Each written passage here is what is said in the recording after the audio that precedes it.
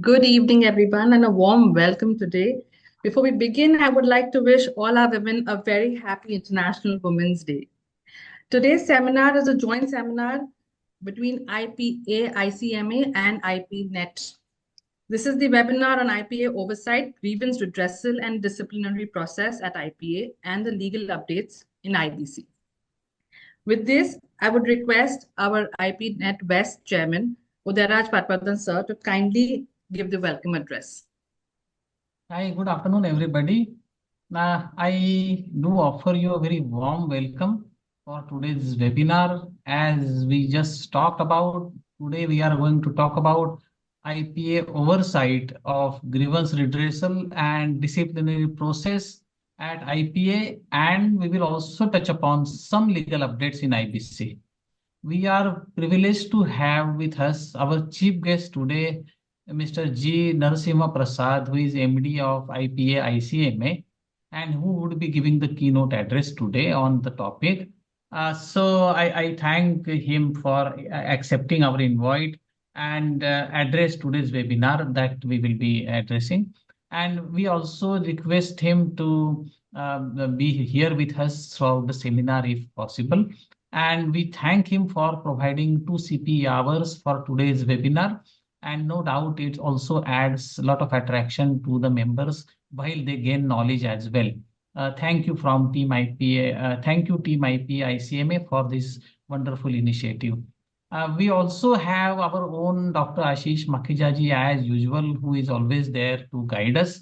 And this has now, I can tell you, become a very vital platform to proceed on all these issues of comprehensive professional needs that we address. And while doing that, we also keep on expanding our knowledge base, and we keep on receiving practical solutions and timely support from him despite his very busy schedule.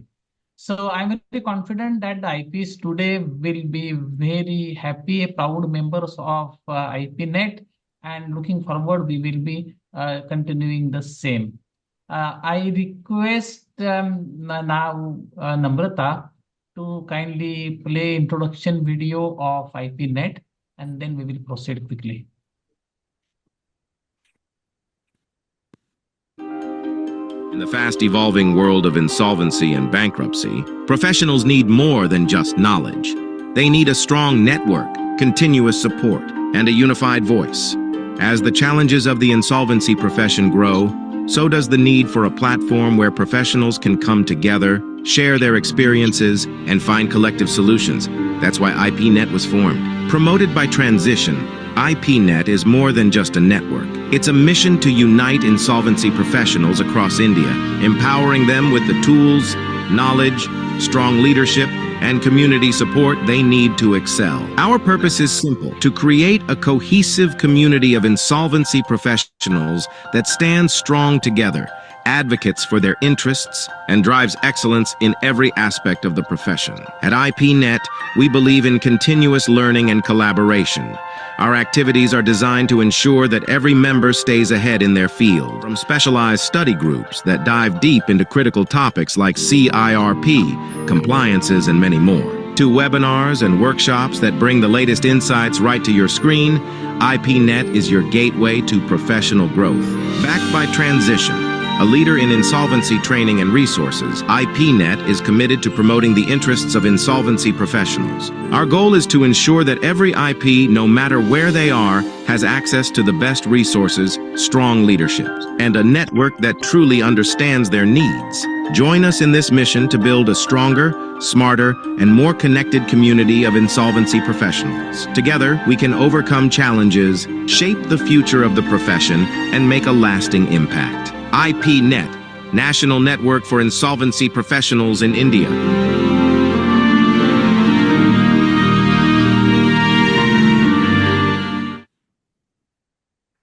Thank you, Namrata. Now we have a very special segment today. We are celebrating International Women's Day, and I wish all the special women a very happy International Women's Day today. And you all know that we have IPs who have been shoulder to shoulder working with us in this area, and they do have their own share of experiences to share with us. And who else other than Namrata, another lady IP, to invite them to share some of their thoughts with all of us.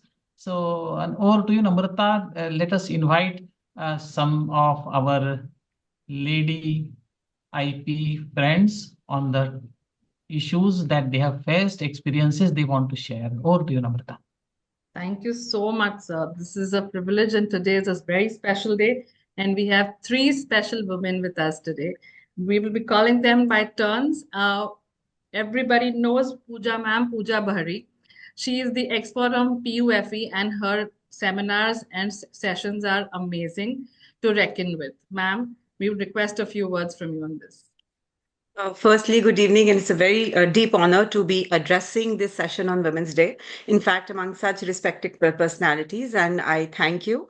And I think, but I very strongly feel that whether you're a man or you're a woman, I think the utmost importance in any profession is the values and ethics. If I think as a woman, same rules apply to women, and if you are following your ethics and morals, believe me, you will shine out to be an excellent professional. And there is no dearth of talent in women. I think we, as women, need to contribute a little bit more to the welfare and development of this profession. I think it is our responsibility to ensure that we are doing proper knowledge sharing. And all of us are at a learning stage, whether it is you or me or any woman as an insolvency professional. Every day we just try to make the right choices and do the best that I think we can. And I think being a woman teaches us to take it all in a stride. I mean, yes, it has taught me how strong I could be. I have, there's been a lot of adversity, a lot of challenges during the entire process, whether it's a CIRP or a liquidation. But I think we should never lose sight of the fact of the saying, basically, that the days that break you are the days that actually make you. So I think there are, several reasons why, women have been maybe shying away from pursuing this insolvency profession, because a lot of people, society maybe thinks, women think that, you should have a more settled lifestyle, maybe like a career in corporate. And last thing IBC is settled, and last thing IBC is easy. It is not easy. The IBC ecosystem tends to be challenging. There are a lot of roller coaster rides. But I think we as women have, I think, more capability, truthfully. Sometimes some women do lack confidence, saying that maybe can I do it or can't I? But I show you that the once you believe in yourself and your capabilities and your confidence, you will have an amazing field. Insolvency is an amazing field to showcase your capabilities.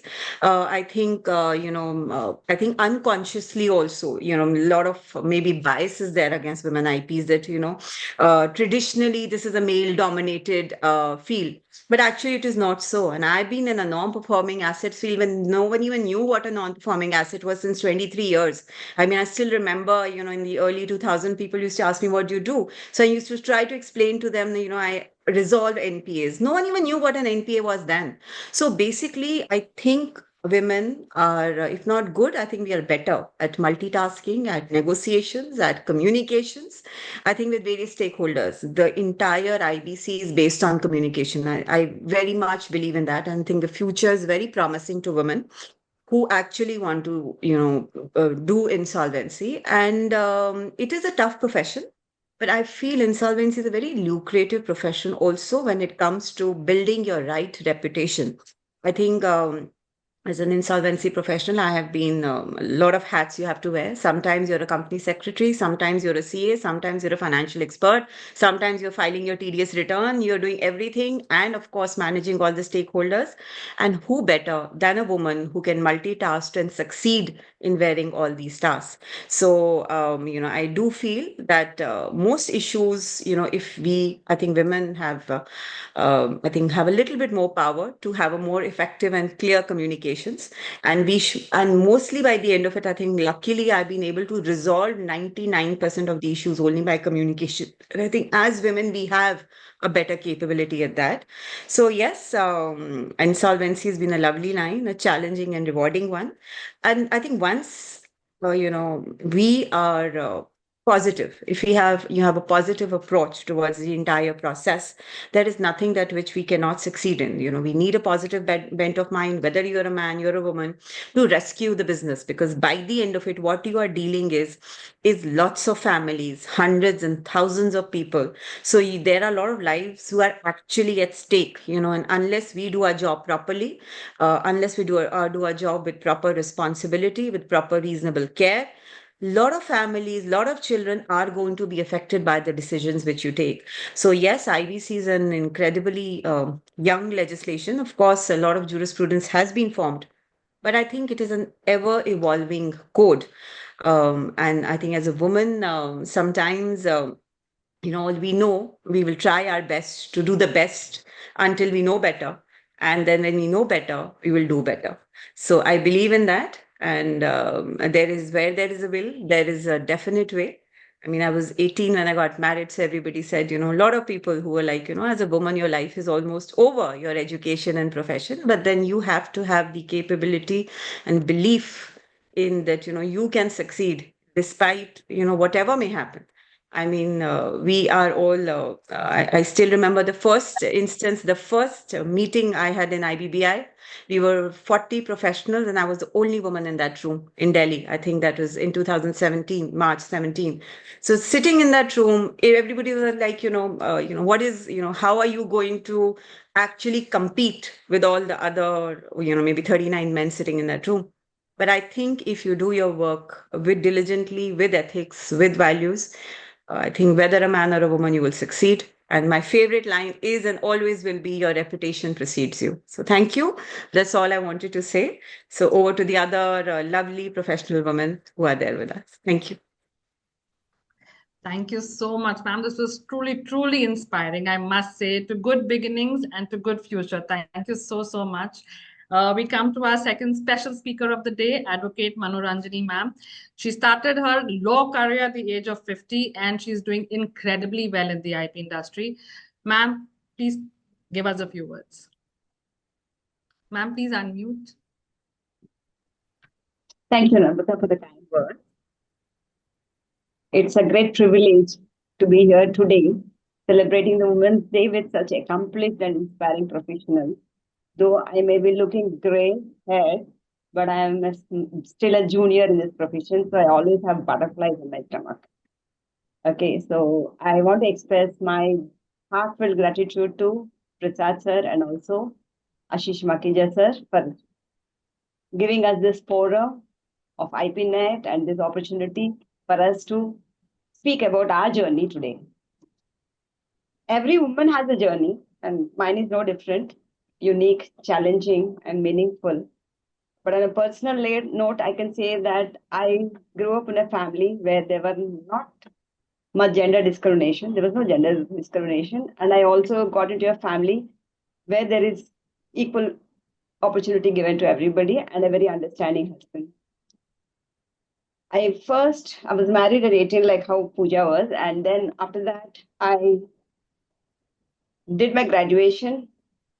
And I'm telling you all this because Namrata wanted me to share this. I said, what do I speak out of among all this so educated, highly intellectual people, success people? I can't speak. She said, no, madam, you should speak. So that's why I'm trying to tell my story, which I feel is very small, but still I'm sharing. So I got married at 18 and then I did my graduation. And in fact, my husband sat next to me and made me finish my graduation because I was not a very good student. And then I did my MBA while working. I worked for Procter & Gamble. And there was a time where I had to leave my job because of the family. My family did not even know why I was leaving the job, but I just left it. And then I started another job, again start a new journey. So again, I worked for IPA University. And when I worked for Procter & Gamble, I used to insist that every year I take a new job.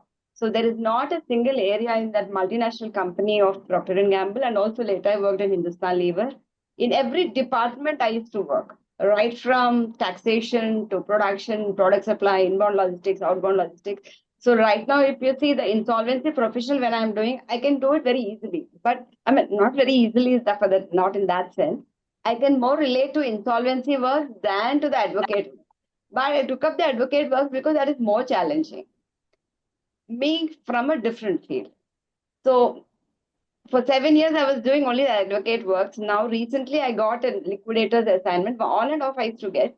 But I am really enjoying this current role of liquidator, where I am trying to sell a hydro power project of 62 megawatts at Sikkim, which is quite challenging.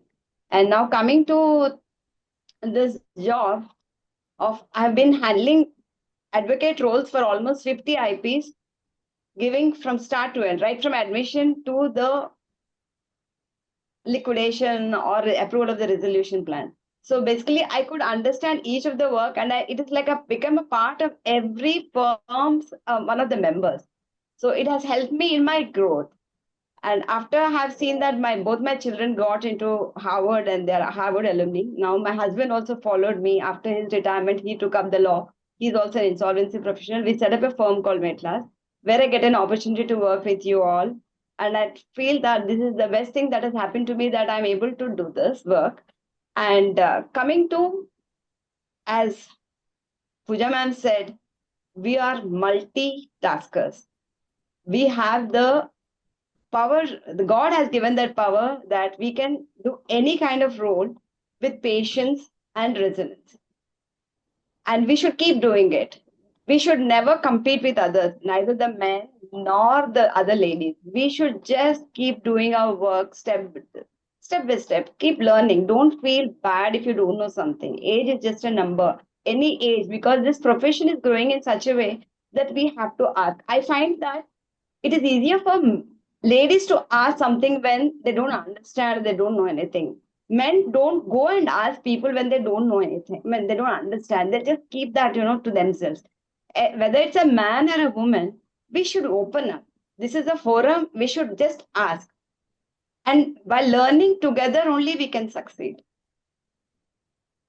Thank you so much. I'm still a kid in this area. I can't speak more on this topic. Thank you, Pooja, for a wonderful speech. And thank you, everyone. Thank you, ma'am. Thank you, ma'am. Thank you so much, ma'am. Thank you. This was very sweet of you to come and share with us your journey. It was very, very nice of you. And with this, we come to our third speaker, our young and happening Tina ma'am, Tina Saraswat Pandey. Please come in and say a few words. Thank you, Namrata. Thank you so much. I would like to start with wishing all the women a very happy Women's Day. And there is no limit to what we as a women can accomplish. Every woman's success should be an inspiration to another. We are strongest when we cheer each other. So here we are to celebrate, inspire, and cheer each other. Dear friends, since I entered this profession, I have learned a lot. I must say, I have all the positive impact of the profession on my personality and attitude. Friends, perspective, the way you see things matter a lot in every profession. For me, I always see there is a glass which is half full of water. I don't see that there is an empty glass, half empty glass. I have taught myself while performing role as an IP that I will never complain about things, people, and situation. Rather than I will face the situation and try my 100% to succeed with whatever the situation is. Where there is a will, there is a way. That is my motto. I never think about failure. I just think about how much efforts I should put in and how to succeed. And you all will be happy to know, till date, I have resolved all my cases successfully. Let me discuss few interesting examples of my insolvency cases that have really motivated me, not only as an insolvency professional, but also as an individual person. Packaging unit was there, a going concern unit, which was closed during CRP by an erstwhile IRP. I was asked by COC whether I will be able to handle it. It has been closed. There are a lot of dispute. 17 to 25 guards are there in the closed units. Whether I will be able to handle ex-management, the employees who are making you and cry. The only thing that I said, yes, of course, I am 100% sure, sir, I will be able to handle the situation. Dear friends, I not only restarted the units, operations, re-employed the people, resumed their employment during Corona, but also attend break-even and I have successfully run that unit during CRP and sold it as a going concern at a very high price. Friends, you will be happy to know as an IP, because it is very encouraging for an IP, that we were welcomed with the flowers and garlands by the employee for restarting the units. Around 40 to 50 employees were just standing outside, and they're throwing flowers on me and then welcoming me and expressing their gratitude. I was overwhelmed with happiness for doing something for the society. It was just like I'm paying something back to the society. The only thing that helped me to restart was my willpower and second, management skills. So we as an RP are always worried this unit is new, how we will manage. This is packaging unit, something is small. Work of RP is more of management. The art of getting things done through people. Same people are there who were running the unit. Now you have to manage them and rerun the unit and manage the entire thing. You have to understand the psychology and manage it. So I have sold that units as a going concern. Challenges what I have faced. Workers disputes. There were disputes. There were video recordings sent to me. There were fights. And manage ex-management's issue, safety issues, keeping track of incoming and outgoing item. But I was successfully able to manage it. And thereafter, I have also run a 4-star hotel. And even during COVID, around 400, 500 employees were stranded. So I have managed for their food, clothing, and then they're departing them to their respective native places with the permission of the government. So I have learned a lot. And even we received the suicidal messages also from employees that they will commit suicide if this is not done, payment is not made. So managing all these things and maintaining the stress level. IBC insolvency has taught me how to be happy in all the situations. As you may see, I keep smiling because we as a management person can't be stressed out. We are motivation and inspiration for several people who are looking up to us for solution. So one thing I have kept in my mind, I will be always stress-free. I won't take stress to my head. I will always smile, be polite, and will never be angry at anyone, whatever it may be. I will speak everything, whatever is required legally. I will manage everything, but my tone will always be polite and good. Because management doesn't mean you have to shout and get the thing done. It means you have to maintain your decorum, your level, your dignity and respect. To command respect, we should give other person also respect, whoever it may be, either suspended management, either a layman, a worker, or an employee. So, my dear friends, I have managed running shopping malls for more than 6 months, 7 months, successfully run it. And recently, I have run a transformer unit also, which was supplying to GAIL, Navratnas. I have successfully managed it as a going concern. Not even a single day there was a disruption in the activities. Managing, work of IP is managing the management, COC, employees, and maintaining harmony and peace. Full supervision and control was there. I have not compromised anything. Not even a single thing went out without my permission. But of course, we have to be dedicated enough to be supervising to that level. I was committed. Instead of delegating the important task or main task, always supervise and don't ever blame your team. Always blame yourself for any mistake. I always told my team, see, it is not your mistake, it is my mistake. I will do everything. I will be there in front of you to take all the things, negatives, but I am there for you.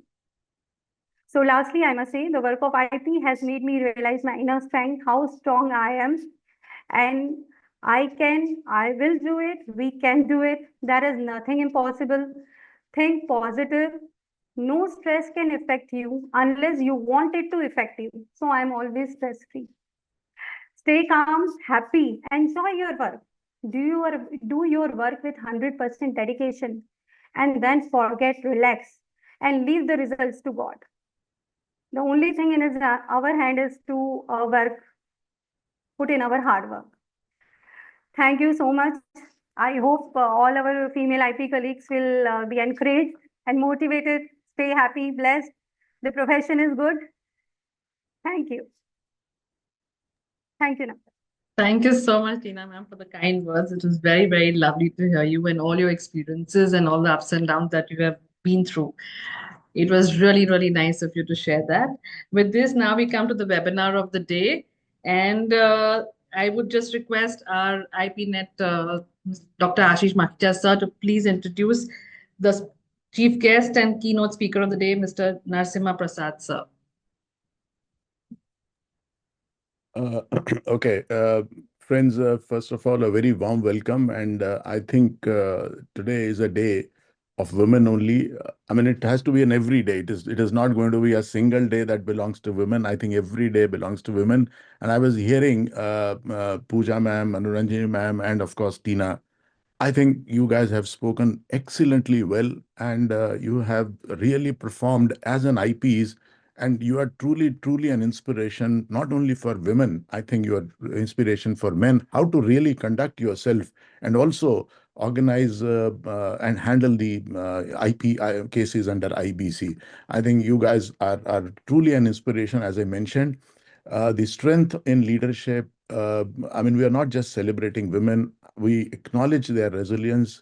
We acknowledge your intellect. We acknowledge your leadership in shaping industries, and particularly in insolvency and restructuring.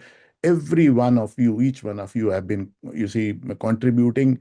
I mean, there are a number of other names also. We can't take each one, everyone's name. But I think women insolvency professionals are really, really at the forefront of the complex negotiations, corporate turnarounds, and of course, legal intricacies, as Ranjini ma'am also does that. Friends, I think it's really a day today.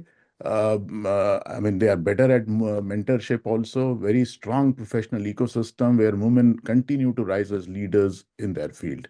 So I think here is to every woman shaping the future of insolvency with knowledge, confidence, and an unshakable resolve. Thank you so much. And now let me move on to introduce our chief guest who has been waiting very patiently. Friends, I think it is my really a privilege to extend a very heartfelt introduction of our chief guest today. I think he has been at the forefront of, he's a seasoned insolvency professional and an experienced banker with an distinguished track record in the financial and insolvency landscape. Friends, he is, as a managing director of ICMI IPA, I have interacted with him at a number of occasions. We have met on various webinars. We have met at, I met at his office also. I think I've found it to be a very, very simple person, very soft-spoken, and very positive attitude. I mean, he is always there for professionals, particularly IPs, and he's always looking at opportunities to increase the scope where the IPs can flourish, and excellent support is being given by his team also. Friends, I think I don't need to introduce him much more, but yes, there is very important aspect that he is a you can say an expert in you see Ayurveda and yoga practices also. Probably he's also working in that field. Maybe he's able to tell us something, and we may have some webinar also how to manage those kind of stresses also. Of course, we did in recent times. So thank you so much. I will not take too much of time. I'll like to invite Mr. Narasimha Prasad to deliver his keynote address, and also then his team will, give the presentation for days today. Thank you, sir, and welcome.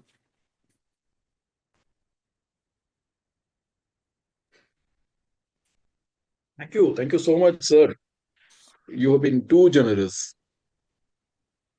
Definitely, you will have to take back your note that he experienced IP, sir. With so I will not claim that. But good afternoon to you all. Very nice to be here. And wow, that is a very tough act to the three women who spoke and Dr. Makhija. So, though it is a big word to me that the keynote speech, I didn't make a keynote speech following four eminent speakers who have spoken very well. But let me add this thought that is a Women's Day. So hearty best wishes to all the women and also best wishes to all the Mr. 1 Prasad, second. there is a drag in your voice. I mean, what I suggest is maybe you can shut off your video. Maybe the things may improve. Just give me a second. I think I Sure. have some problem with my network. Just a second. The track still there? Can you hear me? Yes, sir, we can hear you, but your video is typically frozen. Okay, friends, I think maybe you'll log in again with this. I mean, these technical glitches definitely happen, but I think when I was hearing Pooja and also Manoranjani ma'am and also Tina ma'am, I think this was something which was coming from their heart. They were not speaking just like a ready-made speech which is given to them. I think all of them were completely honest. They were completely telling us that, you see, there are struggles which are there. Of course, men also find adverse situations. It's not a question of being a man or a woman. Of course, adversities are there, but definitely, I will not deny that women definitely have to, you see, manage a lot of things. In fact, I remember one small incident when, because my wife is also a chartered accountant and also a company secretary. I mean, she has also been a part of the profession almost around 30 years ago now. And when I met and somebody at a very senior officer, IS officer in Ministry of Corporate Affairs, so she also came along with me. And do you know what that officer told me and told her? He says, "Hats off to you, ma'am." And I'm talking about 1990s. He told her, he said, "Ma'am, I hats off to you. You manage home, you manage office," because she was working with me in my office, "and you manage him also." So therefore, I think they have to manage all families and do everything also. I think this is what they were talking about, multitasking. And I think in IPC, multitasking is the most important thing. Do we have Mr. Narasimha Prasad back, or maybe otherwise we can request Namrata, you can also share a few words in the meantime. I think you have also been at forefront and you have been doing a wonderful job, not only on as IP, but also at IPNet. Thank you so much, sir. Yes, it has been a wonderful journey, and fortunately, I have very good mentors like yourself, Ravinsa. And I mean, all said and done, but without your support and without all the backing, it is also difficult for us. I appreciate that, all the support that has been coming along from everybody, all our advocates, all our associates, and they have been very encouraging. They have always been supportive. Whatever steps we have to take, wherever we go wrong, they hold us back. And they are like family now. It does help us a lot when we have to handle people from the corporate debtors, from the NCLTs, and all the compliances. How can we forget our compliance, our IPAs and IBBIs? So, yes, but the journey's always been fun, sir. Absolutely. And yes, thank you. Thank you to all our colleagues, being women or men, anybody. It's been a wonderful, wonderful journey. Sir, yes. No, I was saying that since if Mr. Prasad is taking time, I think Karishma is Miss Karishma is already there. Yes. Yes, sir. Yeah, from ICMI IPA. And maybe we can also ask her to speak about women's role because she is also at the forefront in IPA, ICMA, and she is handling a lot of things. I mean, multitasking at that stage also. So, Karishma, can we hear from you for 5 minutes by the time Mr. Prasad joins? Otherwise, what we'll do is, because since you were supposed to make a presentation along with Mr. Ayush, so I think you guys can start in the meantime once he joins. Yeah, over to you. Yeah, sure, sir, sure. Thank you, sir. First of all, I would like to wish all the women here happy Women's Day. So today is the day when we celebrate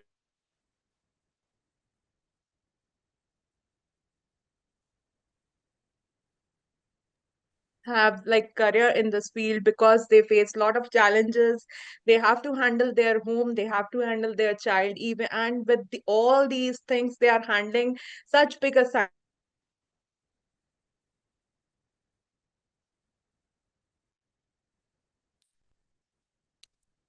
Okay, it seems today the internet is playing a devil's role.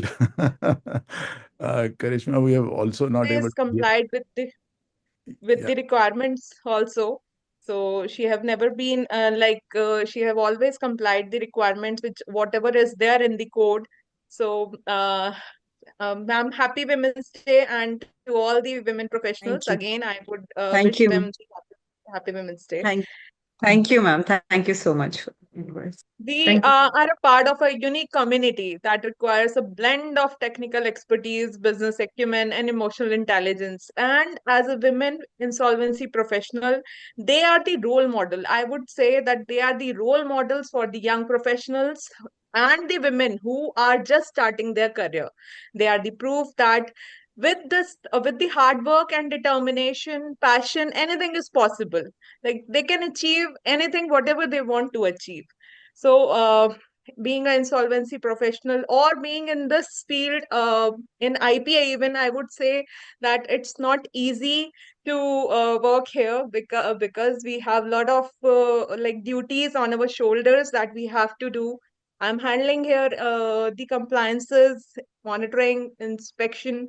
I started my journey with this as a grievance redressal officer and disciplinary officer, and I acted as a grievance redressal officer almost 3 years. And after that, I was promoted to the monitoring officer, inspection officer, and now I am compliance officer also. So when I was grievance officer, I saw that the complaints against the insolvency professionals, there were many frivolous complaints also which came to us. We disposed them as it is, and then how today we are here to to know that why do we refer the complaints to the disciplinary proceedings, and what is the procedure IPA adopt, and what all we should not do, or what all we should not do for saving ourselves from the disciplinary proceedings. IBBI, not only IBBI, even IPAs, like many of the insolvency professionals do not know that even IPAs can impose penalties, and even IPAs can handle the grievances. So let us begin then. If Prasad sir, Narsimha Prasad sir is here, maybe I can ask him to speak, or we can start up the session. I think Prasad sir has joined. Yeah. So, sir, are you there?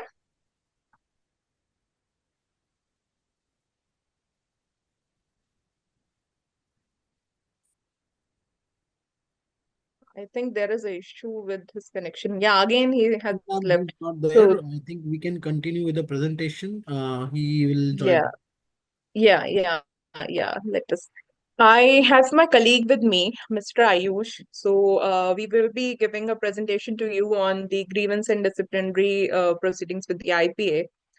So, as I already gave my introduction, that I am Karishma Rastogi, Monitoring Compliance Officer of IPA, and today we all are here to know that why disciplinary proceedings and how disciplinary proceedings and the grievance complaints are dealt by on the IPA side.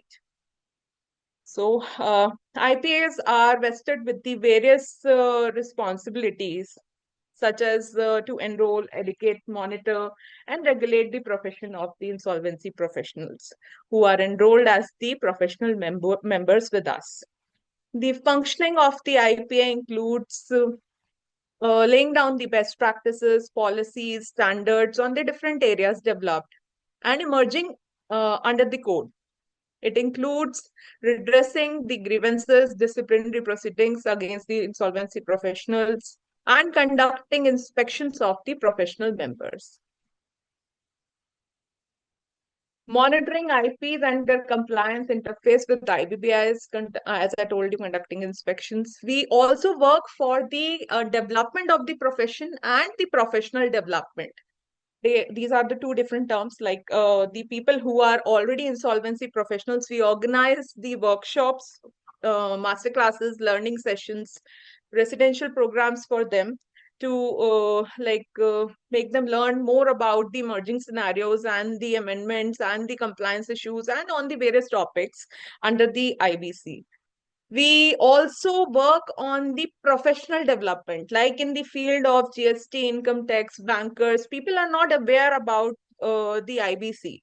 So we try our best, being IPA, we try our best to like promote our profession amongst all these sectors, so that the life of IPs even are easy when they go to banks. I know when they deal with COCs, they find it very difficult to deal with them because they are not completely aware. I would not say they are not at all aware. They are not completely aware about the IBC. So, like this, the main function of the IPA is to redress the grievance, complaints, and disciplinary matters of IPs. We also publish in this field, I would say we also publish the e-journals, case books, case analysis, guidance notes, occurrence, success stories, MCQs for clearing the limited insolvency exam. These all things are available on our website. So if anybody wants to check the to look after the case books, case analysis, and the look after the success stories, we have e-journals, annual publications. So you can view it from our website also. Disciplinary and grievance mechanism is a essential tool that ensures our members adhere to the code of conduct, which is an important part, and professional standards. It provides framework for addressing the complaints, grievances, misconduct, or taking disciplinary actions when necessary. The mechanism is designed to be a very transparent, fair, and efficient.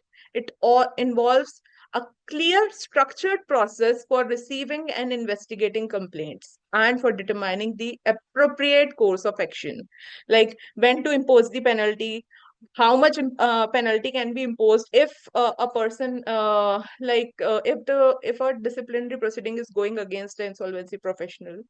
So these all things are there in the policy also, and we in the policy, and there is a structure provided to IPA which we follow. We will be telling you all these things in the brief. Ayush will give you the presentation on this thing only. The disciplinary and grievance mechanism serves several purposes.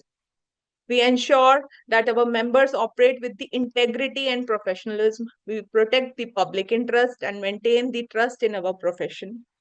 The mechanism helps to maintain the high standards of our profession by adhering instances of misconduct and unprofessional behavior. So it is very important that in this profession that IP should follow the code of conduct provided to them, which is there in the regulations. It also promotes the culture of compliance by having a robust disciplinary and grievance mechanism in place. It promotes the culture of compliance with our profession, where the members understand the importance of adhering to the professional standards. Like there are various compliances which IPs have to comply. I know that it is very difficult with their day-to-day, I would say, requirements which they have to comply with IPAs, IBBI, and there are various compliances with IPAs such as HYR, filing of HYR, which they have to do 2 times in a year, or filing of MIS report, monthly reports, which they have to submit every month, and then fees and cost disclosure, relationship disclosure, which they have to do on time to time. There are various compliances with the IBBI also. They have to comply that also. We are working on it with, along with the IPA, that IBBI, that to make your life simpler. So we are working on it, that how we can reduce the burden of compliance for the insolvency professional.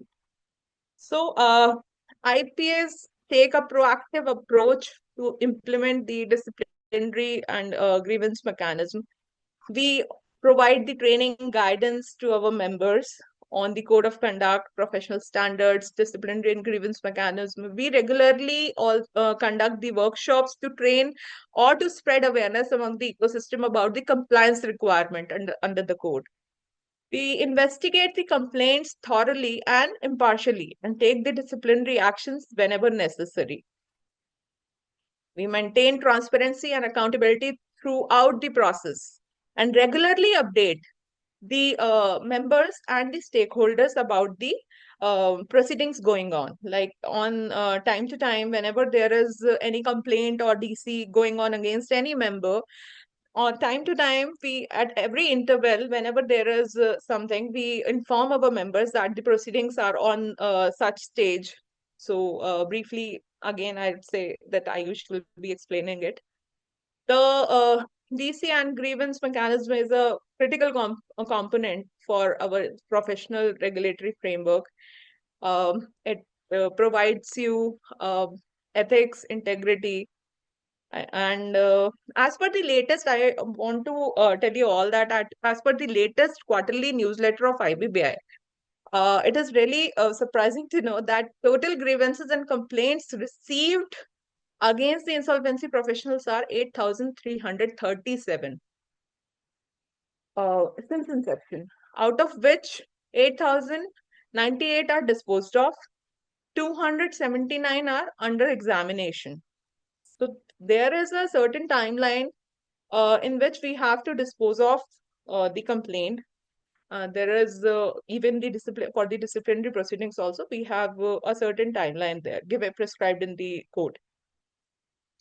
And amongst all these numbers which I have told you, 30 to 40% of the complaints received by the IBBI is referred to IPS for the further action. IPA follow Insolvency Bankruptcy Board of India model bylaws and governing board of IPA's regulation 2016. It prescribes the procedure for handling the grievance and disciplinary mechanism. It tells us that who can file the complaint, what procedure should be adopted by the IPAs, what actions should be taken. More importantly, how complaints are referred to disciplinary committee. Like people are not aware that on what grounds the complaints are referred to the disciplinary committee. So, what monetary penalties can be imposed on the insolvency professionals. All these things are prescribed under the model bylaws, which are model bylaws which are followed by the IPAs. As insolvency professional agencies, we are committed to uphold the integrity of our profession. We provide fair, transparent, and efficient disciplinary and grievance mechanism. So I think I'll not take much of time. I'll be here along with the Ayush, and I'll hand over the session to Ayush now. Ayush, you can start your presentation. Meanwhile, I'll be there whenever necessary. I'll interfere in the between. Okay, Yeah. ma'am. Thank you.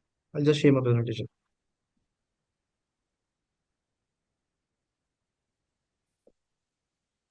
And we all will be taking the questions at the end. So in case any one of you have any questions, you may please drop down in the chat box so that we can go through all these questions and take up it one by one.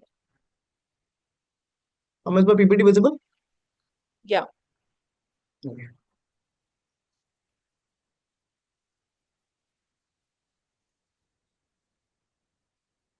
Good afternoon, everyone. I am Ayush Goyal. I am working as Grievance Redressal Officer and the Secretary to the Disciplinary Committee of Insolvency Professional Agency of Institute of Cost Accountants of India. So I'm here to take you through the grievance and the disciplinary mechanism of the insolvency professional agencies. So moving on with my presentation.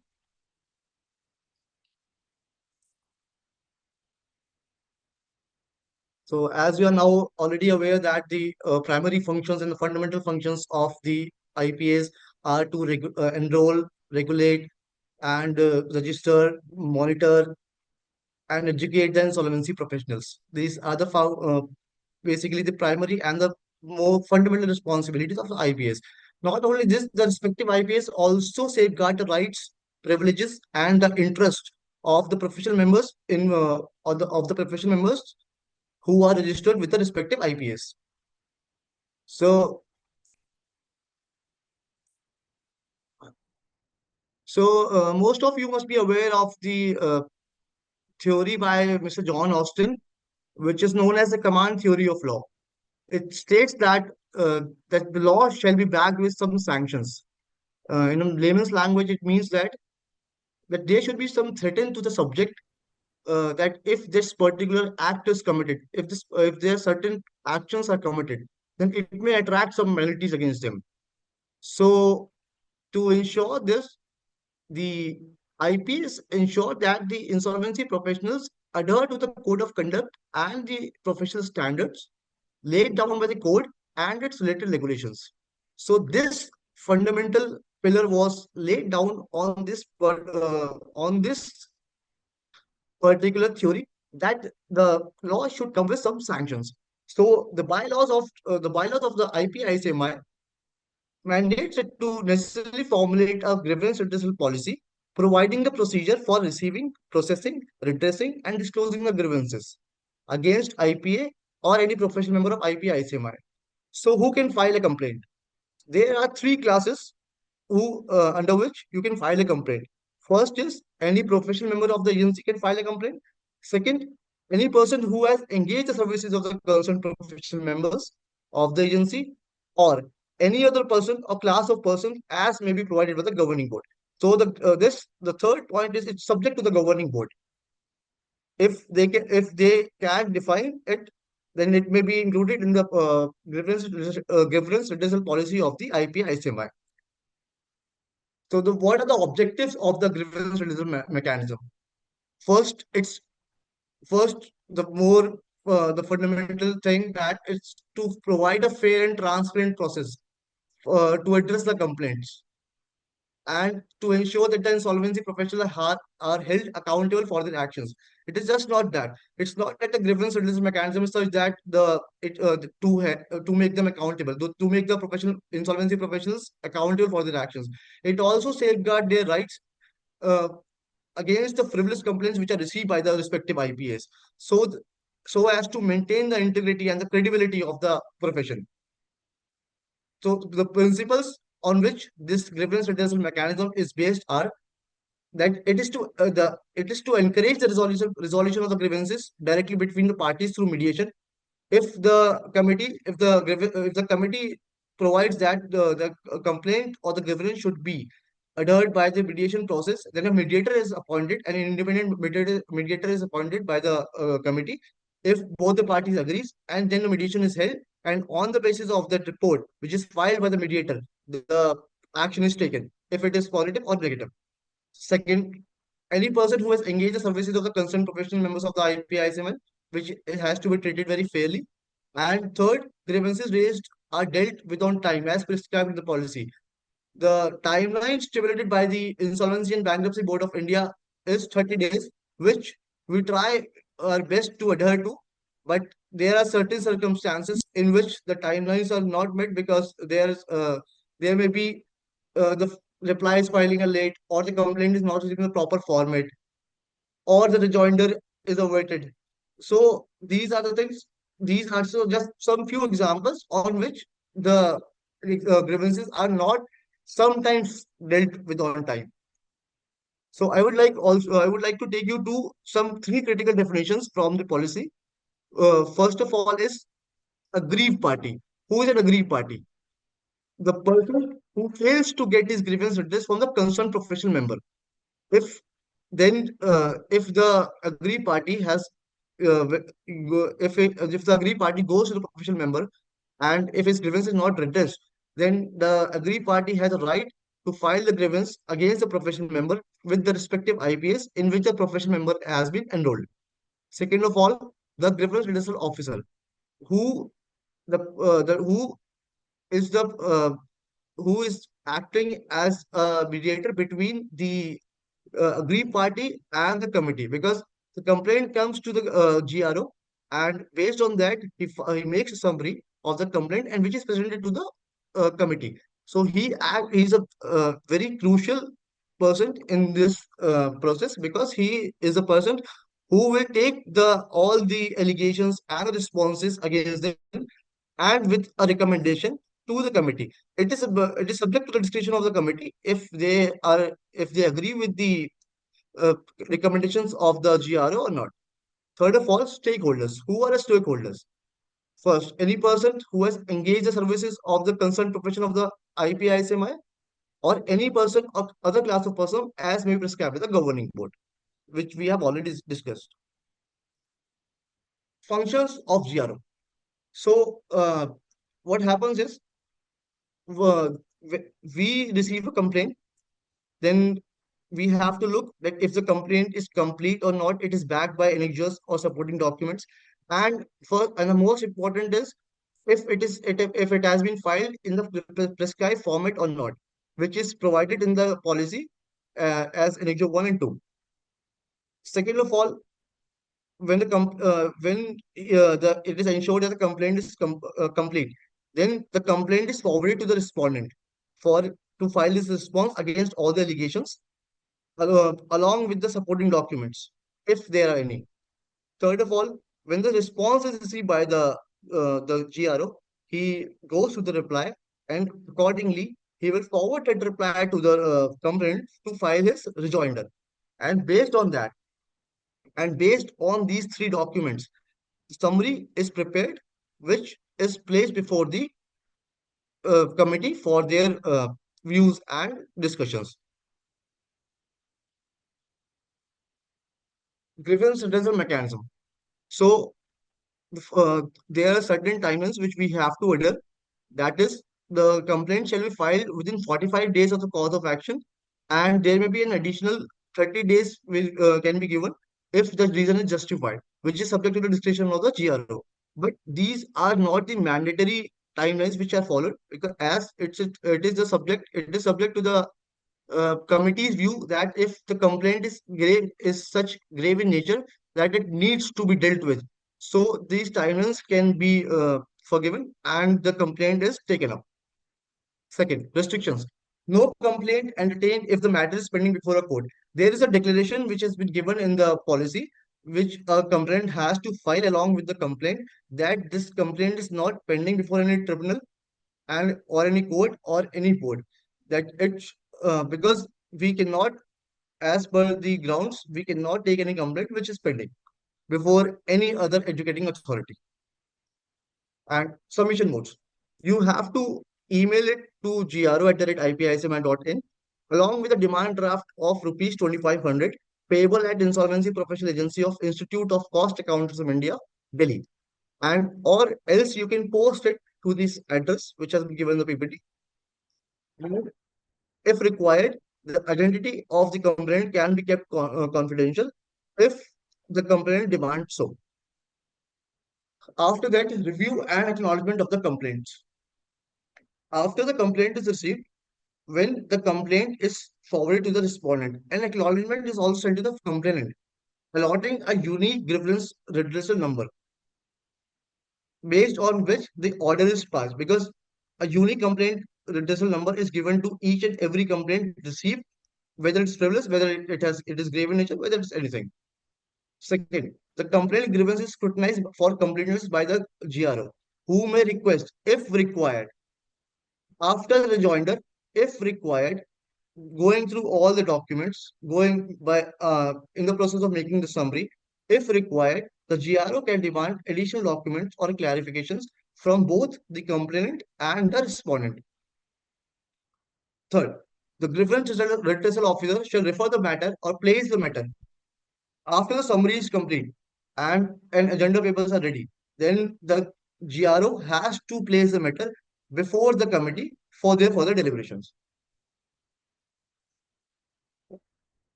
Disposal of complaint.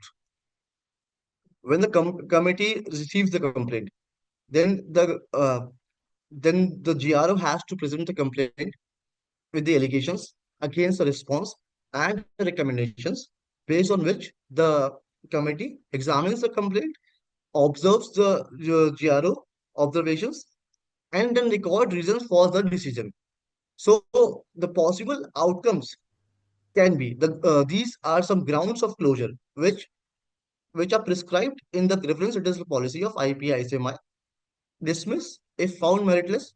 If there are no merits, if it's frivolous, it can be dismissed. Approve the closure as per GRO decision. If the recommendations of GRO are in line, then the committee may approve so, and it may order the closure as per the GRO decision. Suggest mediation for resolution, which we have already discussed, and dispose the unresolved cases post mediation. After mediation, there is a mechanism where there's a follow-up mechanism in which the GRO has to check within the 60 days that the order has whether the order has complied with or not. So if it is not done, then the complaint may be taken up again and it may be resolved as per the procedure. One, order inspection of the IP. If the complaint is received and then what happens is we check all the compliances, we check what are the forms they filed. Uh, for example, we received a complaint in which that IP in that particular assignment had not filed anything, no half-yearly reports, no CI forms, nothing was there. So there was nothing what GRC could do because they had nothing on record. So they had to order inspection of that IP in that particular assignment uh, so that they can close the complaint with all the facts which are not available at that time, at that point of time. And the last of all is if it is found that the allegations which are raised are grave in nature and is proof against the insolvency professional, then it is referred to the disciplinary committee. And as soon as the matter is referred to the disciplinary committee, the AFA, that is the authorization for assignment of that IP, is suspended. So now, when the grievance is forwarded to the disciplinary committee, the disciplinary mechanism is instituted. So the mechanism can include, first, it can impose penalties, which we'll discuss further. Second, investigate and examine the alleged misconduct. Third, opportunity for the insolvency professional to respond and defend themselves. They give an opportunity to file their replies against the show cause notice. They also gives them the virtue of the personal hearing to both the complainant and the respondent. And fourth of all, decision making by the IPS disciplinary committee. That after all this, the disciplinary committee of the IPA has to take a decision whether they have to impose a penalty or certain other things which are as defined in the policy, which we'll discuss later. So the main objective of the disciplinary mechanism is to codify the process and to deal with the disciplinary matters of the professional members based on any complaint received by IPICMR. So the disciplinary committee constitutes of first a chairperson who is an independent director of IPICMR or the respective IPA. A minimum of 2 members, including at least one shall be independent member of the respective IPA. Third of all, IPI nominee. And fourth, the secretary. Uh, I don't know in the other IPS, but in our IPA, the director discipline of the institute is also a part of this disciplinary committee, so that the proceedings are fair and just. So to keep this fair and transparent, that is why the committee is such that it includes members from every field, so that the decision can be taken in a fair and a just manner. Disciplinary proceedings. How a disciplinary proceeding can be initiated? First, upon a complaint in the prescribed format alleging the misconduct, it is not necessary that GRC has to refer the matter to the disciplinary committee. A complaint can also be filed in the prescribed format as given in the policy against the member and to initiate the disciplinary proceedings. Second, based on a reference from the grievance, redressal or the monitoring committees. IPS has various committees like grievance redressal committee, monitoring committee, PD committee, membership committee, etc., etc. But the only power which is given to the grievance and the monitoring committee is that only they can refer the matter to the disciplinary committee. None of the other committee has the power to refer the matters.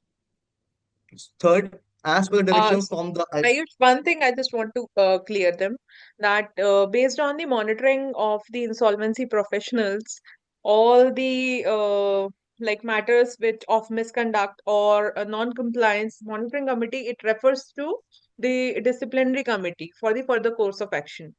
And like in the previous, I would say like my experience, we have observed that there are a number of cases who are not filing the half-yearly report. It is mandatory compliance of IPA, which IPs have to do, and they are not even complying. The second thing which we are observing is they are not complying with the CPE requirements. So there are small compliances. I would request all that you should comply, because at the just because of these things, disciplinary actions can be taken against the IPs. So this is the mandatory compliance which monitoring committee like observe, or monitoring committee monitor, and on this basis it refers the matter to the disciplinary committee for the further course of action. Based on the inspections also, we do the inspections regularly of insolvency professionals, where we inspect them that whether they are complying with the code of conduct, they are following the regulations, they are not doing any fraudulent activities. So these all things are inspected, and if anything is found there, then the matter is referred to the disciplinary committee for the further course of action. So Ayush, please move ahead. Third of all, as per the directions from IBI or any court. Fourth, suo motu, based on any information, the disciplinary committee has the power to initiate the disciplinary proceedings against any professional member if it deems fit so. Last of all, upon intimation from a professional body regarding the disciplinary action, if it has been taken against that particular professional member.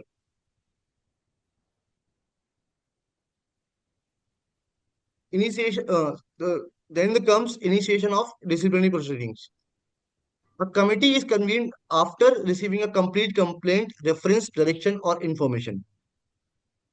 Then what happens is the secretary of the disciplinary committee takes up the matter to the committee with the same summary, with the same allegations, responses, and rejoinder here. On the basis of that, it is assessed and it is decided that whether it should issue a show cause notice or close the matter with the recorded reasons. First step of the disciplinary committee, if the disciplinary proceedings are initiated, then the first step of the committee is to issue a show cause notice. And if there are no grounds for the action, the complaint or the reference is rejected with the written reasons, and it is given back to the reference which it has been came from. If warranted, a show cause notice is issued. Complaint must be filed within 60 days of the complainant becoming aware of the alleged misconduct. Here also, this is not a mandatory timeline. It is on discretion of the committee. If it deems fit that the misconduct is such that it is grave in nature, then the timelines can be forgiven. Procedure. If the committee finds merit in the complaint, it issues a show cause notice to the professional member, and if the response is not received within a stipulated timeline, then the reminders are sent to the particular member. And if after the reminders, if the professional member fails to respond, then it is taken as an ex parte. Recently, we received a complaint in which the professional member did not respond to a show cause notice despite several reminders given to him. But what happened is the committee decided to take it in an ex parte basis and decided the matter without giving an opportunity to the insolvency professional. After reviewing the documents and providing a personal hearing, if the professional member is not found guilty, then show cause notice is disposed with the recorded reasons within 30 days, and the cost may be imposed on the frivolous complaints. If guilty, the committee may impose these are the punishments which can the committee impose other than the monetary penalty which has been prescribed in the policy. First is reprimand. Second is monetary penalty, which we'll discuss. Second is suspension of the insolvency professional. If we can also suspend the insolvency professional, at the same point of time, we can also just suspend the AFA of that particular insolvency professional for a stipulated time period. Third is expulsion. Fourth is expulsion. And the fifth is reference to the IPA, including cost restitution and compensation, direction on cost, and any other order as the committee deems fit. So the expulsion thing is the committee may expel a professional member if found guilty of an offense punishable with imprisonment exceeding 6 months or involving moral turpitude. And second of all, gross violation of the code, regulations, or directions, making the member unfit to act as an insolvency professional.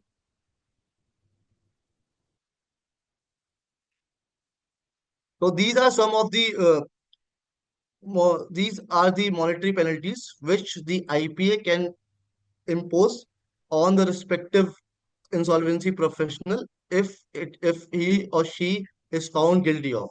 First, fails to submit disclosures, returns, etc. to IPAs or submits inadequate or incorrect disclosures, returns, etc. Relating to any assignment as required under the code and regulations made thereunder or bylaws of the IPA or called upon by the board or the IPA. Disclosures such as relationship disclosure, fees and cost, half-yearly reports, MIS, which has to be filed monthly. If these are not found by the IPA by the monitoring department of the insolvency professional agency, then the monetary penalty which attracts is up to 1 lakh or 25% of a fee, whichever is higher, but subject to a minimum of 50,000. Second, accepts an assignment having conflicts of the interest with the stakeholders, which the penalty of which is 2 lakh or 25% of the fee, whichever is higher, but subject to a minimum of 1 lakh. Third, fails to maintain records properly relating to any of its assignment. In this, it is not just necessary for an IP to maintain records which is electronic. They also have to maintain proper files, uh, and there should be a proper area in which it shall be stored. And of all the assignments which he or she has handled and is handling, fails to maintain. Like it was an on-site inspection. We found that the insolvency professional was not had no records, no physical records maintained. So we had to record it on it properly, and we had to refer it to the disciplinary committee, on which the penalty was imposed was of 50,000, but the monetary penalty is up to 1 lakh or 25% of a fee, whichever is higher, subject to a minimum of 50,000. Fourth, rejects the claim without giving any proper reason while undertaking an assignment or fails to exercise due diligence in claim verification. The point here is the claim, the complaint which comes is that the claim was admitted of, suppose it's admitted of 2 lakh rupees, but as per the waterfall mechanism, the the subject has received the amount of rupees, suppose 10,000. Then the complaint comes is that the amount is much lower than the amount admitted. So, but the disciplinary committee has no, it does not go into these things because the commercial wisdom of the COC cannot be questioned. So, the if if the claim is rejected, then and it has not been properly recorded by the COC, it has not been ratified by the COC, then the DC may investigate, and if the professional member is found guilty of, then the monetary penalty of 2 lakh rupees or 25% of fee, whichever is higher, is imposed, subject to a minimum of rupees 1 lakh. Fifth, fails to comply with the Ayush, direction. can you come again about this point of accepting claims? Sir, the case was such that the claim was received, the claim was admitted. Suppose the claim was admitted of was rupees 1 lakh. But when the amount was received, when after the resolution plan was approved, the amount that the subject received was suppose rupees 10,000 rupees. So many of our complaints are such that the amount admitted and the amount received is much less than, but it has a huge difference. So, but committee has no view on that because if it has been ratified by the COC, then the commercial wisdom of the COC is not questioned by the disciplinary committee, and there is no the professional member.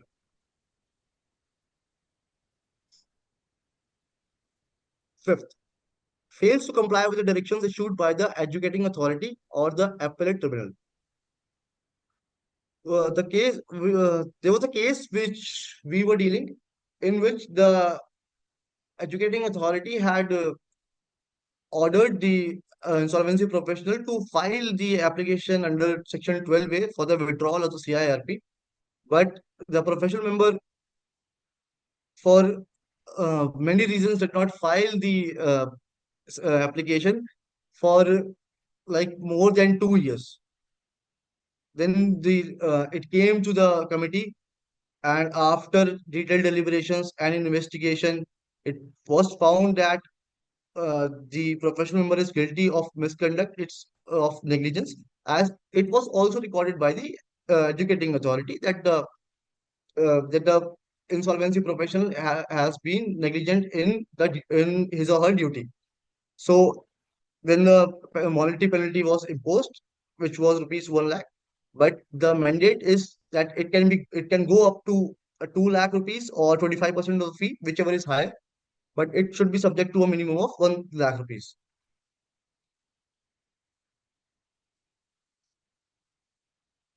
Sixth, outsources its duties and obligations. It attracts a penalty of rupees 2 lakh or 25% of fee, whichever is higher, subject to a minimum of rupees 1 lakh. Seventh, fail to appoint registered valuers wherever required under the code or the regulations made thereunder for conducting valuation. So we were also dealing with a complaint in which despite several red flags, the insolvency profession did not appoint any valuers. So the onus was on his or her shoulder. So the DC had to investigate. So it instructed the monitoring committee uh, to investigate, to inspect the professional member in that particular assignment, and it was found that the uh, the professional member was guilty of misconduct, as the red flags were very grave in nature.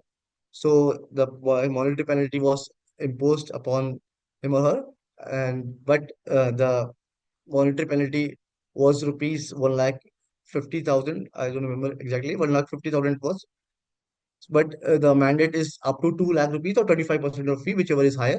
But it should be subject to a minimum of 1 lakh rupees. Uh, Eighth, fails to supply the information called for or to comply with the requirements of the information sought by the IPA, board, educating authority, or the appellate tribunal, or does not cooperate with the inspection or the investigating authority.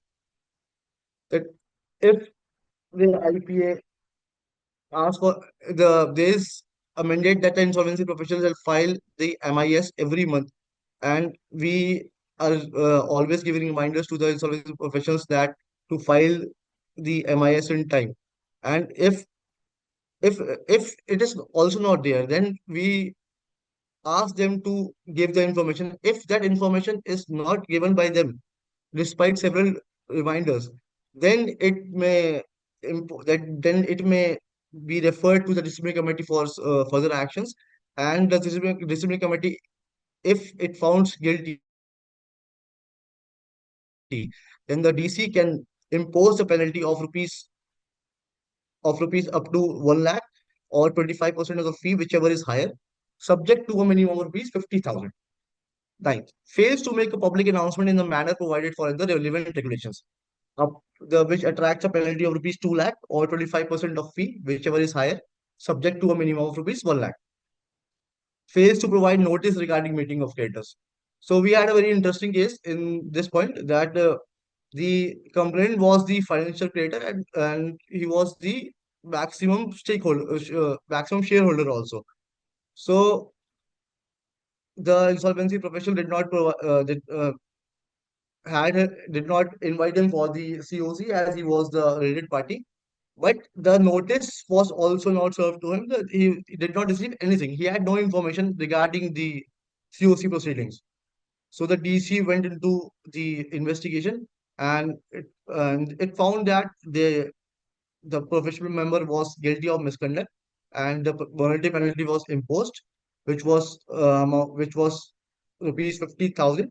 But the mandate is of up to 1 lakh rupees or 25% of fee, whichever is higher, and it should be subject to a minimum of 50,000 rupees. 11th, fails to reject a resolution plan from ineligible resolution applicants, which attracts a penalty of rupees 2 lakh rupees or 25% of fee, whichever is higher, subject to a minimum of 1 lakh rupees. 12th, fails to take action in the respect of preferential, undervalued, fraudulent, or extortionate transactions, which attracts a penalty of rupees 2 lakh rupees or 25% of fee, whichever is higher, subject to a minimum of 1 lakh rupees. 13, enters into a contract or agreement with professionals in an incomplete and improper manner, which attracts a penalty of rupees 1 lakh or 25% of fee, whichever is higher, subject to a minimum of 50,000. 14, contravenes any provision of the bylaws or regulations for which no specific penalty has been provided. Uh, this is very vast, as it may include many contraventions which are being provided in the code and the specific regulations, like the SCC meeting has not been held in time, that the law mandates it to the IP to hold a SCC meeting within 60 days. It has not been done so. It includes a lot of things, which is subject to a penalty of rupees up to 1 lakh rupees or 25% of fee, whichever is higher, subject to a minimum of 50,000. So these 14 points are the penalties which the disciplinary committee can impose. Uh, Beyond this, the disciplinary committee cannot go, and disciplinary committee can. It is not just that the disciplinary committee can impose the penalty on just one point. It can impose if the contraventions are such that it tracks 2, 3, or 4, 5 points. Then the penalty may be added up, and a cumulative penalty shall be imposed upon the professional member.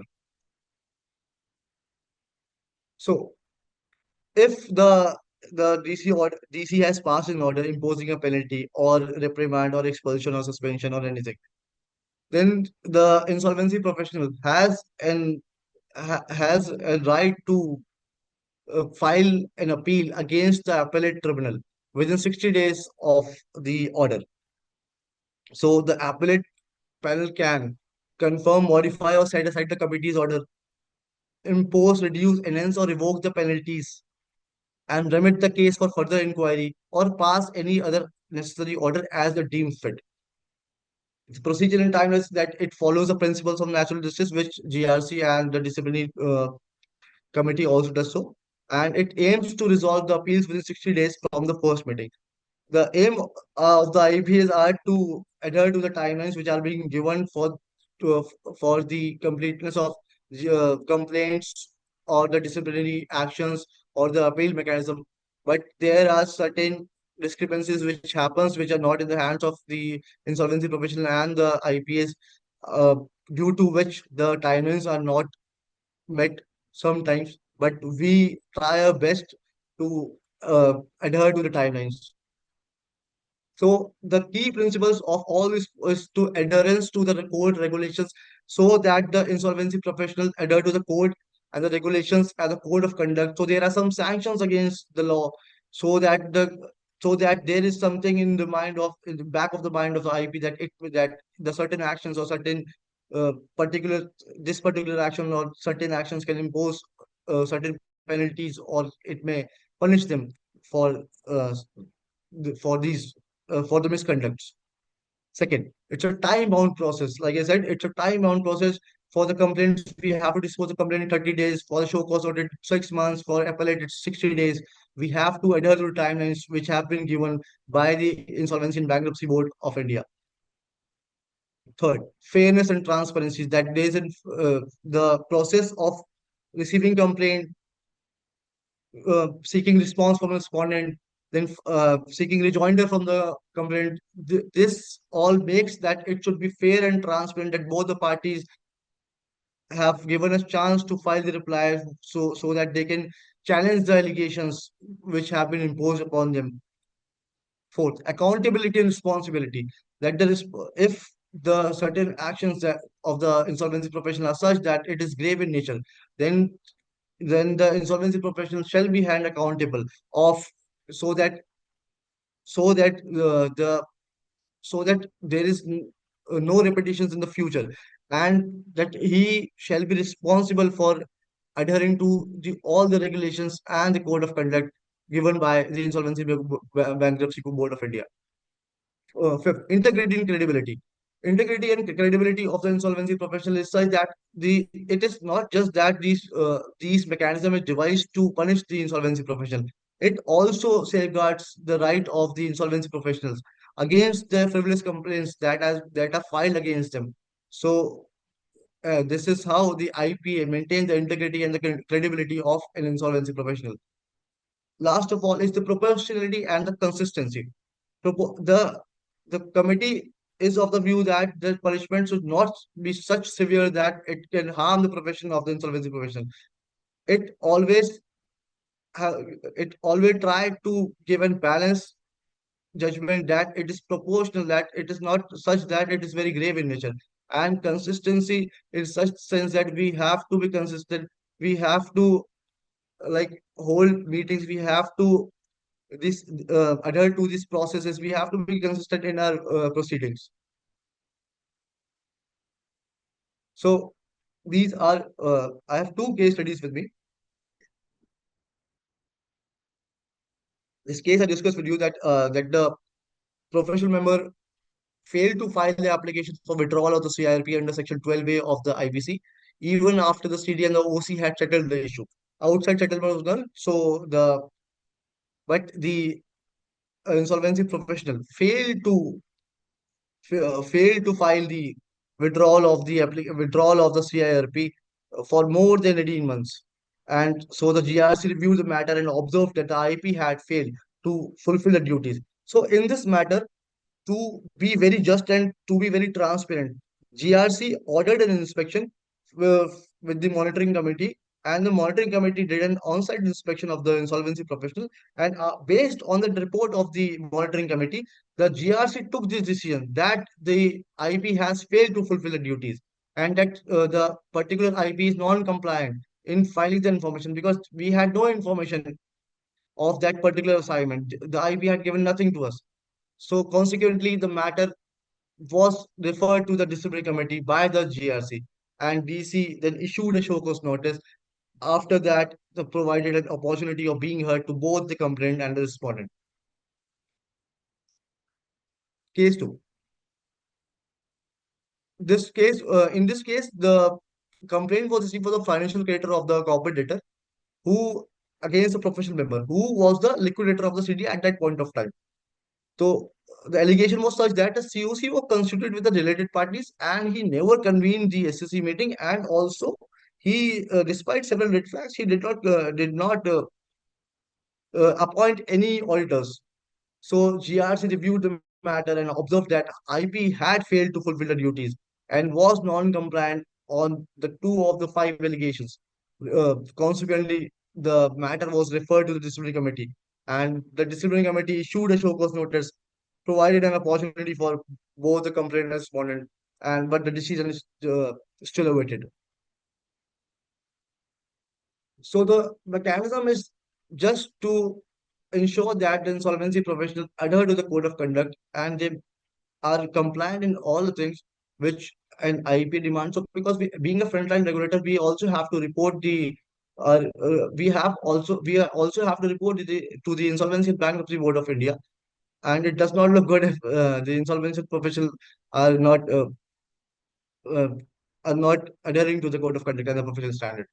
And second of all, the mechanism provides a fair and transparent process for addressing the complaint and taking the discipline action against the errant professional, because it's a three-way process. First, it goes to GRC, it goes to DC, and if the DC decision is not likable, then the insolvency professional has the right to file an appeal against that particular order also. So it's fully transparent and full fair. Third, the IPS disciplinary committee plays a crucial role in maintaining the integrity and credibility, as it also protects the insolvency professionals from frivolous complaints at it, as these are closed on our very end and it does not go to the DC or any other further process. Thank you. If are there any questions, please you may come up.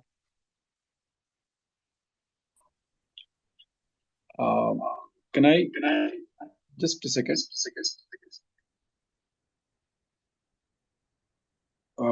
May I come in for a few minutes?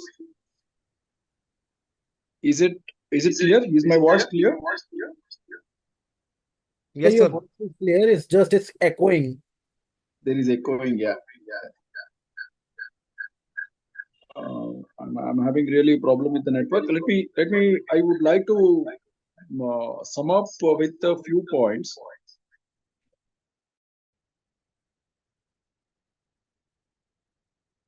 I'll just take a minute. 1 second. Till the time I saw that there are 3 questions in the chat box. In the GRC, there is any member from IP community? Yes, there is a professional member in the Grievance Redressal Committee. So, and the next question, what action is being taken on the complaint when it is adjudicated that the complaint was frivolous? It is disposed of and informed to the IP that the complaint against that person is disposed of. Whether there is any there is a similar appellate mechanism against IBBS DC order like. Ma'am, 1 second. My question is, what action is being taken on the complainant? Ma'am, Complainant said no. Ayush, ma'am, please. we can impose cost upon the complaint if the complaint is found frivolous. The policy provides so, sir. How much, in what cases you impose the cost? Sir, if it has no substance or it is if it is of no Sir, minimum it takes 10 to 15 days to apply to IPA or IBBI in case of any complaint. Yes, sir. Okay. Let me come in here. Sir, yes, we understand this is a group of IPs, and so I can see this one coming up. It requires some efforts, time to respond to the IPA where a complaint has come up. But I would like to tell you, one is where there are several frivolous complaints that come up.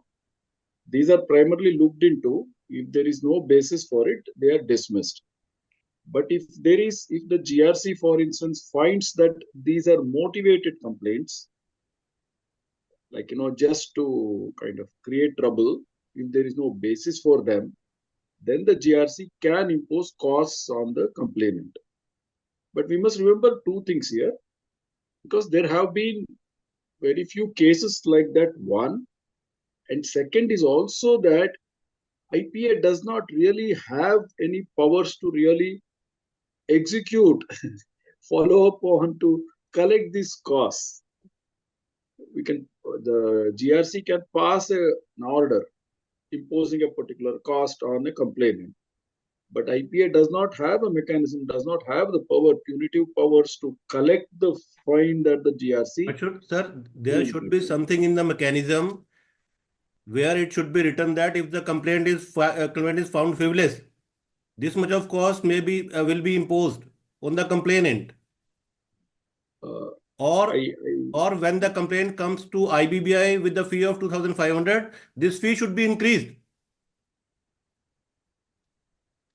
We take your point, sir. We can suggest this thing to IBBI because right now there is my point is कोई भी 2,500 रुपए लेके कोई भी complaint डाल देता है ma'am. बिल्कुल सर, और बिल्कुल हम उस चीज से एग्री करते हैं. We can suggest this thing to IBBI that there should be something कि अगर frivolous complaints हैं तो there should be some action taken against that complainant.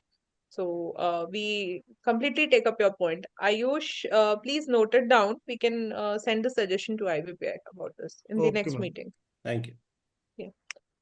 The next question is whether there is similar appellate mechanism against IBBI's DC order like the one that is available for IPS DC. No, there is no appellate mechanism for the IBBI as far as we know. So there is only appellate mechanism with IPA. So for the IPS disciplinary complaints. Please make a representation to IBBI that they should have similar mechanism. Otherwise, Sure, it is not helpful. It is Yeah. not helpful because most of the orders that come from DC, the only remedy available is to go to High Court under REIT Yes. mechanism. Yes. So that's very unfair, and I think this is a long pending point. I think IPA should, because we are professional members, we request our IPA and other Yes, sir. IPAs to make a representation to IBBI in this regard. Sure, sir. We also take up your point. So we will definitely raise this issue in the next monthly meeting. Thank you. Yes. I Thank you. think Karishma, can I come in for a moment here? Yes, yes, sir. Yes, sir. Okay, I think I've been hearing our friend Mr. Dharmender Kumar. Dharmender ji, let's understand. You have rightly said that there is no appellate mechanism, and definitely alternate remedies available when you have to file a writ petition before the High Court against that order. But let us look at from a different angle. Assuming there is an appellate authority, then everyone will have to come to Delhi. If a Mumbai IP, now today he can go to Mumbai High Court or Bombay High Court. So, and Chennai IP can go to Madras High Court. So you are at your doorstep. But if they create an appellate authority, naturally their headquarters will be in Delhi only. So unless they establish benches all over India, I think it will be too inconvenient for IPs to come here. I think that is one point which needs to be looked into. That is what. But your suggestion is well taken. But I would prefer, as a lawyer, I think going to a high court is much easier because it is at my doorstep, isn't it? And there is a judicial examination of the order. So let's also understand. Makhija sir, with due respect, I would like to submit that in High Court there is no hearing. I have not find many orders of High Court where there is a hearing on the merits of the case. So High Court is just going on the constitutional validity and things like that, and it is just a generic this thing. So merit-based hearing is not taking place in writ petitions. So that's my point, and I'm sure you would agree with this because you have a larger experience of representing several IPs in DC orders in several high courts. I'll tell you, it's not like this because see, the High Court process might be slightly longer. That's the only thing. But typically, they have granted stays at the first hearing, and then the argument takes place, and then they have disposed of many matters on merits also. I think a lot of IBBI orders have also been overturned. It's not like that. In fact, I would prefer High Court for a very simple reason because there is a better judicial examination.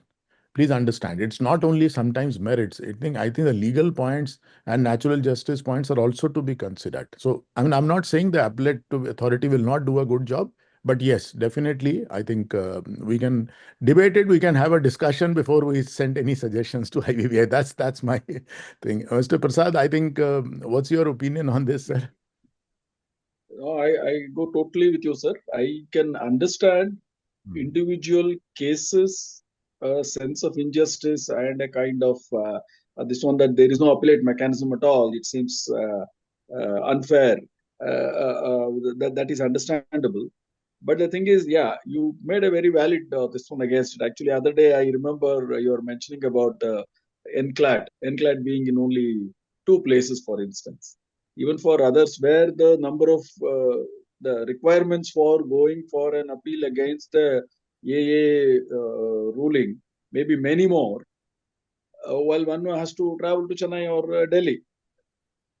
So there I remember your suggestion about why not high courts take up that kind of a thing. So practically there are a lot of issues. Plus also I would add another thing is that, that is one point that we wanted to bring out. Our grievance handling and disciplinary matters handling is based on fairness, transparency, accountability. I hope we have tried to convey that, that our processes are fairly transparent as they can be. Opportunities are given. I must stress here that, today it is kind of parallel. IBPI also has a disciplinary mechanism, but only some cases they keep to themselves, and then the rest, most of them are handed over to us. So we have this. So maybe an appellate, this one may come in IBPI sometime soon or so. We are evolving. So beyond that, I would not say anything here. I think, see, I can give you one good news. We have not had a single sitting of the appellate committee of the disciplinary in our IPA so far, which Sir, means there has not been a single appeal against any of the rulings of our DC. You know, I think that's the good news. yeah. So, Okay. but yeah, maybe there will be in future, of course. But what I'm saying is, to our knowledge, from whatever volumes are and what they are being fairly handled with utmost diligence. Actually, DC takes much more time than we are always falling foul of the timelines. We are having to explain to IBBI in every one of our monthly meetings why so many have gone because by our bylaws, the grievance has to be disposed of within 30 days. True. Well, that case is similar to a CRP process to be completed in 180 days. We know what exactly happens there. It's not that bad here. It's not that we are taking more than twice this one. But what I'm trying to say is, in practice, a whole lot of issues come up, and so we that is why we have the mechanism. For instance, our bylaws do not require the response of the respondent, our member for it. There's a complaint against our member, let's say, the GRC deals with it. Immediately, our GRO sends that complaint to the member, get the response. The response comes that the bylaws or our GRC grievance redressal policy does not require the IPA to go back to the complainant to take their response before taking it to the GRC.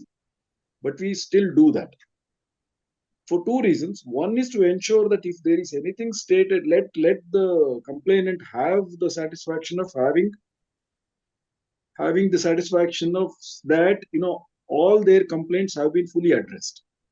One, all their points in their complaint have been fully addressed. And in the response also, for instance, if there is any point that looks doubtful, false or misleading or opinion, the member is contacted to ensure that the GRC has the correct information to the extent possible, accurate information and basis for taking a decision. Ultimately, it is a question of any ruling of the GRC or the DC should not be such that it is challenged. Utmost care is taken to see that. That is what I can say. Yeah. True, sir. True. I think Mr. Abhishek Periwal has raised his hand. Maybe. Sure. Hi, sir. Hi, everyone. So I think I am the youngest one in the panel and the most recent one in the profession as well.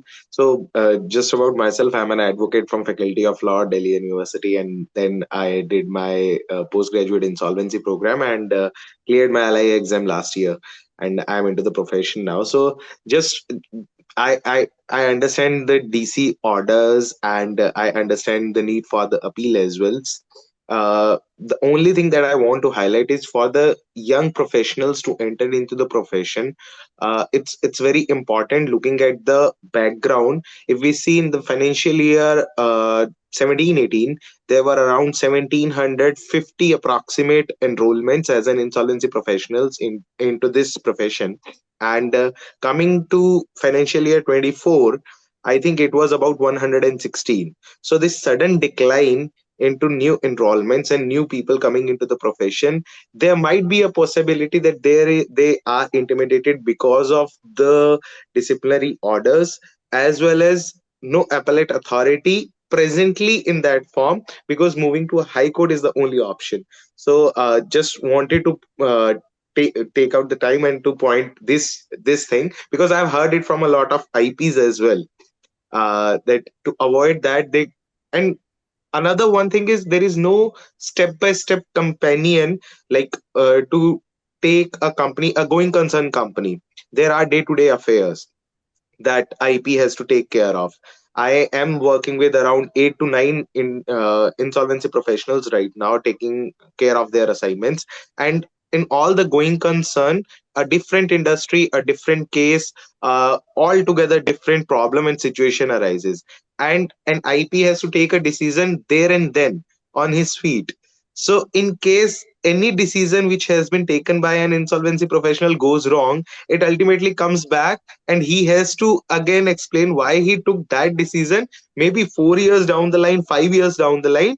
uh, the limitation period is of still 8 years. So I think that's a lacuna, that's a period that insolvency professional always have that interpretation in his mind, that tomorrow, for even for my good decisions, I might be asked questions that why did you choose this path. So that's there. So just wanted to point this out. Ah, take point well taken, sir. Point very well taken. Two things I would like to say. You see, insolvency professional is a profession of professions. An IP has to have had 10 years of professional experience or 15 years of managerial experience, apart from their professional qualification. So, in terms of knowledge, in terms of awareness of the environment or the commercial environment, the IP, after completing LIE and getting the AFA, would be mature enough to take decisions of the kind that are expected to be taken by an IP when IP becomes an IRP, RP liquidator. Actually, if you see, the IRP, RP is the CEO of the company once the company comes into it. Many of all our IPs here would probably be, if not laughing, smiling at this. On the basis that the basis for that might be that CEO only on paper, but there is very little that we can do. That might be the sense. I can understand that because I think many people do talk to me. But the point is that there's a whole lot of opportunities or this one's available for the RP, IRP to take decisions, take initiatives or so. But within the framework, yes, there is a very, very tight framework. That's one point. And then commercial decisions are, I think, well laid out. I think COC, so long as COC approves, IP's decisions are protected, right? Okay, let me not get into, I know that, there can be many responses to this. I mean, those have to be discussed offline separately. that's the first part. The second part I would like to say is that, here, there is the other side. The other side is look at it from the outside of the ecosystem. That is the affected parties. One is a company is taken out of the hands of the promoter. You would expect the promoter to do their damnedest to get it back, or at least prevent that process to go through. It's very much there for all of us to see the kind of litigations that are going on. That's one part. Then there is the other part that there are many cases, particularly in the case of realties, developers and all that, where thousands of innocent home buyers are stuck. So we get a lot of complaints like that from them. So this one, okay, the thing is that, consultative committee to the finance ministry, parliamentary consultative committee has asked IBBI, what are you doing about those complaints which have clear cases of abuse of power by the IP concerned? There are black sheep in any profession. So there is a need for this nascent profession to show that integrity is above par. Now, is it too much done or less done or whatever it is, how it is implemented, you can always argue. You can always argue, that will be there. So on our part, I can say from the IPAs that both sides, we are seen to be fair and we are fair. I think I should say only that. Yep. Understood, sir. Understood. Thank you so much for that reply. Probably, I would like to meet somewhere else and definitely talk about other situations as well. But thank you so much, sir. Thank you so much for addressing the issue. Most welcome. Most welcome. Yeah, yeah, yeah. Yeah. If there are no other questions, I would just like to, because very kindly, very kind of Ashish ji to give me the opportunity to give a keynote speech, and then all that I ended up was losing the network. So nothing much other than to say, I would just like to close our presentation from the IPA to say that we try to be as open as possible, as transparent as possible, and all our grievance and disciplinary mechanisms meet the expectations both as well as our members. We appreciate that members are under a lot of pressure. Once the assignment starts, we are very much conscious that timelines are there. There are other pressures. So this is an additional pain. But all that I can say is we have to take it as part of the job. We try to, from our end, we try to see that it is as minimal as possible. Like for instance, Ayush, who is the GRO and DC secretary to the DC, the number of times he speaks to the member concerned is numerous times more than the emails or just purely emails. For instance, I can recall a case where the member simply did not respond. There were some 8, 9 emails, calls, but no response. So it went ex parte. And for that, it went on, it was lying for after 2 GRCs only, it was taken up because there was no response. So that is the other side of it. Where I'm trying to say that members, when there is a complaint and a notice comes from our GRC, take it as that it is a professional hazard. Please reply to that. Things will go through. I mean, for instance, there have been very few cases, yes, frivolous or cases where complaint, we cannot do anything. If there is a criminal or this one happening, IPS GRC cannot do anything really. And it may not be in the premise of the IP at all. IP may not have done anything.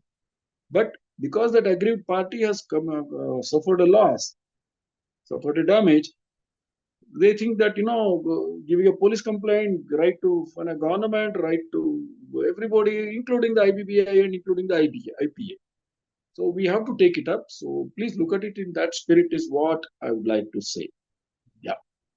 And last point is, I, along with Karishma and Ayush, are very happy to have joined IPNet on this day, Women's Day. My compliments to, I saw that I think nearly 20% or more than 20% of the present here are women. And none of the women came in here because of any reservation or any favoritism or any special quota or anything like that. That just reflects that Women's Day doesn't really need to be celebrated as a particular day, but to my mind, it is only a day to acknowledge that typically a woman needs to do much more than a man to professionally excel and do a good job of it. And also feels the pressure to be good at everything she does. Maybe a tad more than a man. Probably many of the men may not agree to that. Nevertheless, I believe that's a fact. So kudos to all the women here and the professionals. I hope the number of women will grow in the profession. Yeah, that's it from me. Thank you. Thank you so much, sir. Thank you for this wonderful session and for all your inputs you've shared with us today. I request Ashish Makhija sir to kindly present the memento to Prasad sir. Okay.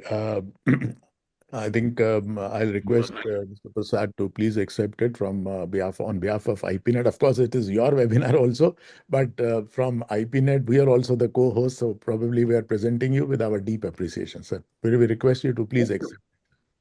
Thank you. Thank you. Yes, I do accept it. I think before we present mementos to the others also, let me give a small, appreciation, this thing that I mean, it is really my privilege to give a heartfelt vote of thanks to our the managing director and the chief guest of ICMI IPA for you see speaking about in a very clear manner, in a very insightful manner about the process of the grievances and redressal mechanism, and being very transparent with IPs. I think this is what IPs look for. Whether the decision is in their favor or not in their favor, that's of course a different thing. But if the fairness is there and they are treated with respect and they are asked for the information, so I would also urge all the IPs that whenever you receive any email or any letter or any notice or any phone call from IPA, I think we should also make an attempt to present our side in a detailed manner and cooperate with them. Now, the moment we do not cooperate, supposing we are not responding, I think some kind of an adverse thing, you see, is established in the minds. So I think they are not looking at to punish you. They're looking at with your support that, okay, we will also understand your perspective that why it has happened. Sir, I think this is something which is a very valuable direction for IPs which you have provided today.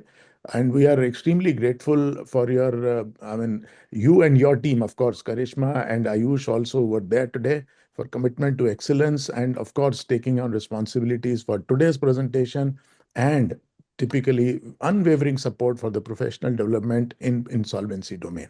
I think, sir, we also thank you for agreeing to provide for you see CPE hours for IPNet members. Of course, they are all IPs, and that is a very significant step towards collaboration. I think we really appreciate that also.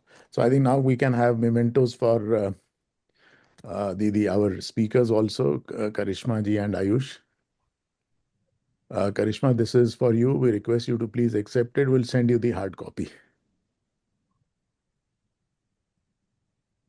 And Thank you, sir. Thank you very much. Thank you. And this is for Ayush. Ayush, you have also given a Thank very you so much, detailed sir. presentation, and we really appreciate that. Please accept it. Thank you so much, sir. I'm honored, sir.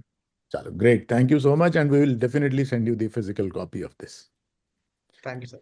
Okay, over to you, Namrata.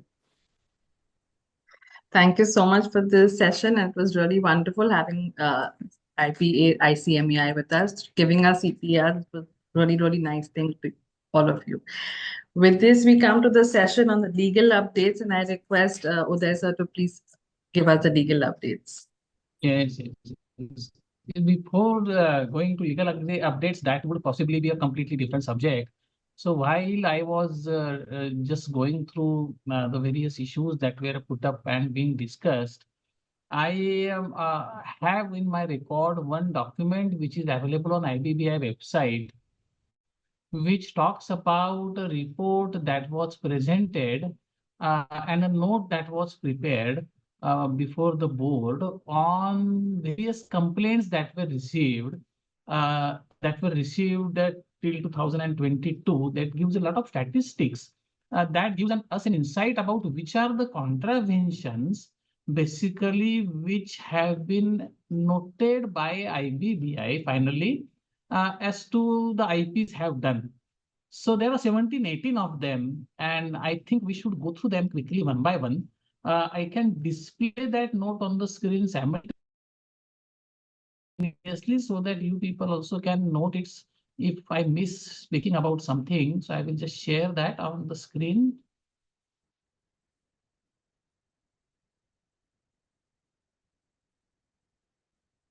Yeah, I hope I am visible.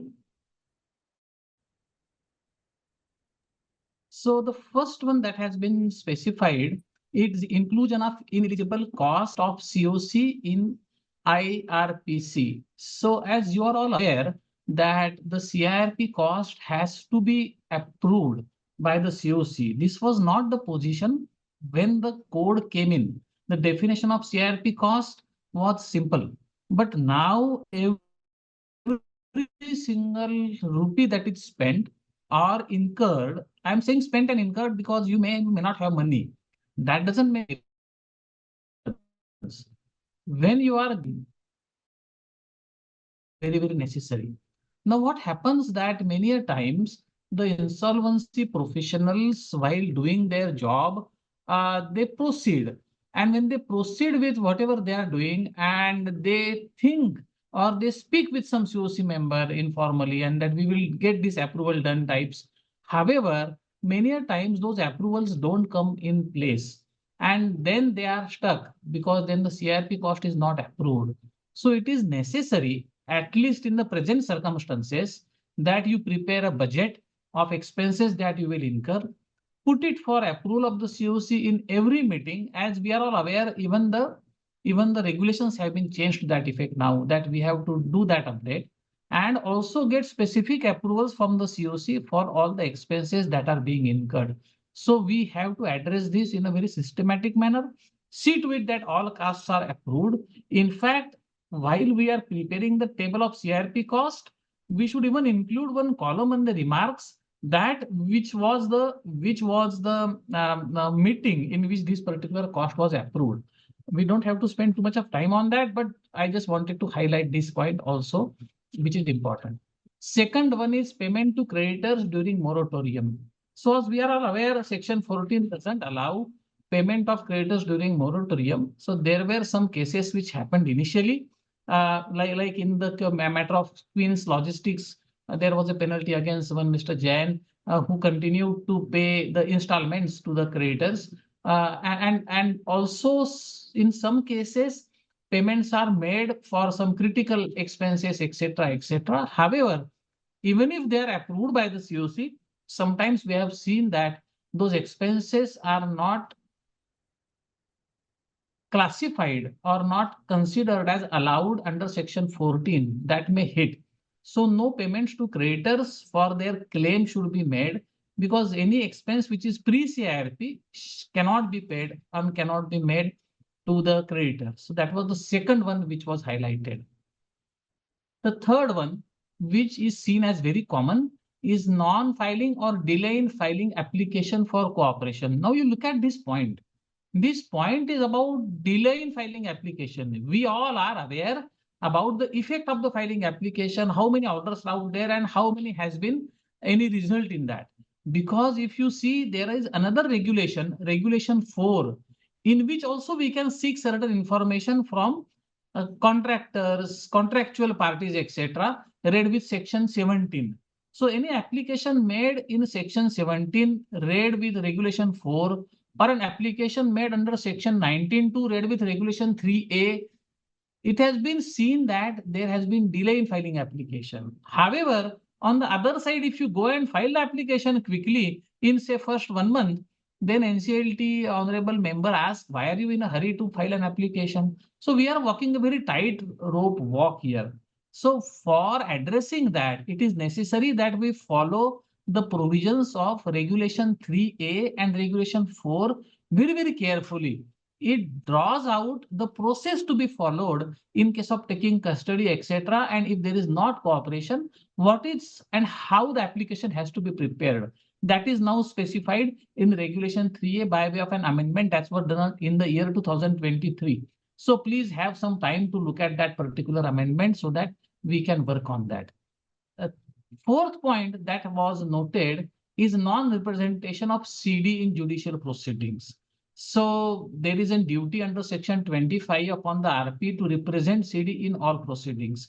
Now we are all aware that their IBBI has even issued a circular that RPs should always be available with IBBI, with NCLT for all the proceedings that are happening before NCLT to assist the bench. But not only that, there could be some proceedings outside also which are not hit by section 14. Say some arbitration was initiated by the CD. So we have to go and participate. So participation of RP in the judicial proceedings was very critical. But that this is an old observation. I am sure that at present, all the RPs are present, because the issue is having two sides. One is representation through an advocate. Second is representation by the RP himself or RP herself. So that is also very, very necessary. That also keeps you on the toes as to what is happening there. It should not happen that our council or the other council is not pressing for some issues which we want to be pressed for. So we should have real control over the process, and we should be able to participate and assist the NCLTs for quickly and efficiently delivering justice. Point number 5 is appointment of professionals on the basis of recommendations of COC. So this is a very, very tricky situation. Let us discuss some issues here. So it is the duty of the RP to preserve and protect the assets of the CD. And as per section 25, RP may appoint the accountants, legal professionals, etc. Many a times, what happens is the COC recommends somebody's name, appoint this valuer, appoint this auditor, etc. And in such cases, for the purpose of section 25, the duty of the COC is only to approve the cost. The name has nothing to do with what COC wants to say. In some cases, we have seen that COC says that we don't want to work with this particular consultant. He is not having good relations with our bank. So such issues have to be addressed very, very carefully. If it is found to be minutized that a particular professional was appointed as a part of resolution, if you say that so and so valuer's appointment has been approved, that is not how the resolutions are drafted. We have to be careful about the selection being done by the RP and the fees having been approved by the COC. So this is a very critical point, except one point is of the auditor. The auditor, which is for CIRP cost audit, may be suggested by the COC who is member who is suggesting the CIRP cost audit. That is not under section 25, however. So please remember that in mind. Point number 6 is not forming an opinion pertaining to avoidance transactions. So now it is the duty cast upon the RP to file an application for avoidance transaction, that is preferential, undervalued, extortionate, and fraudulent transaction for appropriate directions. So many a times it has been seen that the opinion has to be formed within 75 days of ICD at that time when the report was made, and file application within 135 days. However, it is observed that RPs are not able to conduct that during that period. So though reasons are allocated that the transaction audit was not complete or section 19 was filed and sufficient information was not available, etc., still this has been observed as one of the lacunas or complaints against the RP. I am not sure about any action having been taken against RPs based on this particular point, but this is an important thing that we should be able to minutize the reasons for any delays in forming opinion as required again in regard to the avoidance transactions. Now I will go to point number 7 is related party transactions without prior approval of the COC. So related party, as we are all aware, is defined under section 524 and 524A, which specifies who is related party. And section 28 specifies various clauses as to which are the transactions which require prior permission. Now, it has been observed that in case of related party transactions, it requires approval from the COC under section 28, section 1, section F. So if such permission is not taken prior, then the transaction is void. And even action can be taken against the RP as is stated in section 28(4) itself. So please remember that such approvals, if required, must be taken before such transaction is undertaken. A post-approval also will not serve any purpose. So it has to be done in advance. Similarly, delegation of authority is again a section 28 item that the IP has to take prior approval of the COC before delegating authority to any person to perform various duties and regulations. So delegation of authority is a very critical point. Now I will put up a simple question before you. You have gone through an agreement for, say, entering into a supply of internet to the CD. You have approved that agreement and the company's manager goes and signs the agreement. Have you delegated your authority? A very, very difficult question to answer, because in such a case, you have approved the transaction, but for presenting that particular document, somebody else has gone. So a different view can be taken by a regulator. Regulator may say that, no, it has been put signature by somebody else. So in a small company, you may do all that. But in case of a large company where multiple contracts, multiple orders are being issued, what will happen? So we have to be very careful about these activities. So section 28(1)(h) is something that we all should look into so that nothing boomerangs on us in any critical case. 9 number, non-adherence of the timelines for circulation of minutes in COC meetings. So the COC minutes has to be circulated within 48 hours. And in numerous instances, it was followed that RPs have not strictly followed those timelines. Maybe the minutes were ready, it were being undertaken a scrutiny by your legal team, or whatever could be the reason. But this has been noted as an important point that was raised, that the timelines were not followed for circulation of minutes. Again, we have not seen many cases for IPs being penalized on that, but this has been taken out as a very critical cause. So just on a lighter note, I always tell people, why do you hold meetings on Fridays? Then you will have to work on Saturdays and Sundays. So your people will not work, you will not work, many minutes will be delayed. Why are you doing that? On a lighter note. So we can always plan our work in a way that we can circulate the minutes in time. However, in certain critical circumstances, some delays could have happened, but I'm nobody to comment on that. Not taking approval for fee of professionals. So this is another point, that regulation 34 of CRP regulations provide that COC shall fix the expenses to be incurred on and by the IRP, which is basically the CRP cost, which includes fees to be paid to professionals also. So such fees have to be approved by the COC. This is not a prior approval. So if some fees have not been approved by, if you come across any such thing, take a specific approval from the COC. Now people say that I have noted that in the meeting. So that is a debatable point, because in one of the regulations, I don't have it handy, but it is specified that any decision of the COC is always by voting in a meeting. So if COC says, and you note that one of the COC members agreed, others said, okay, why not to convert it into a resolution and say that it is voted in the meeting, or say that it was unanimously approved that such a thing has happened? So if you change the language of the minutes accordingly, the approval will automatically be in place. So please take care of those things while you are drafting the minutes. Point number 11, providing information without confidential. For this. Hello.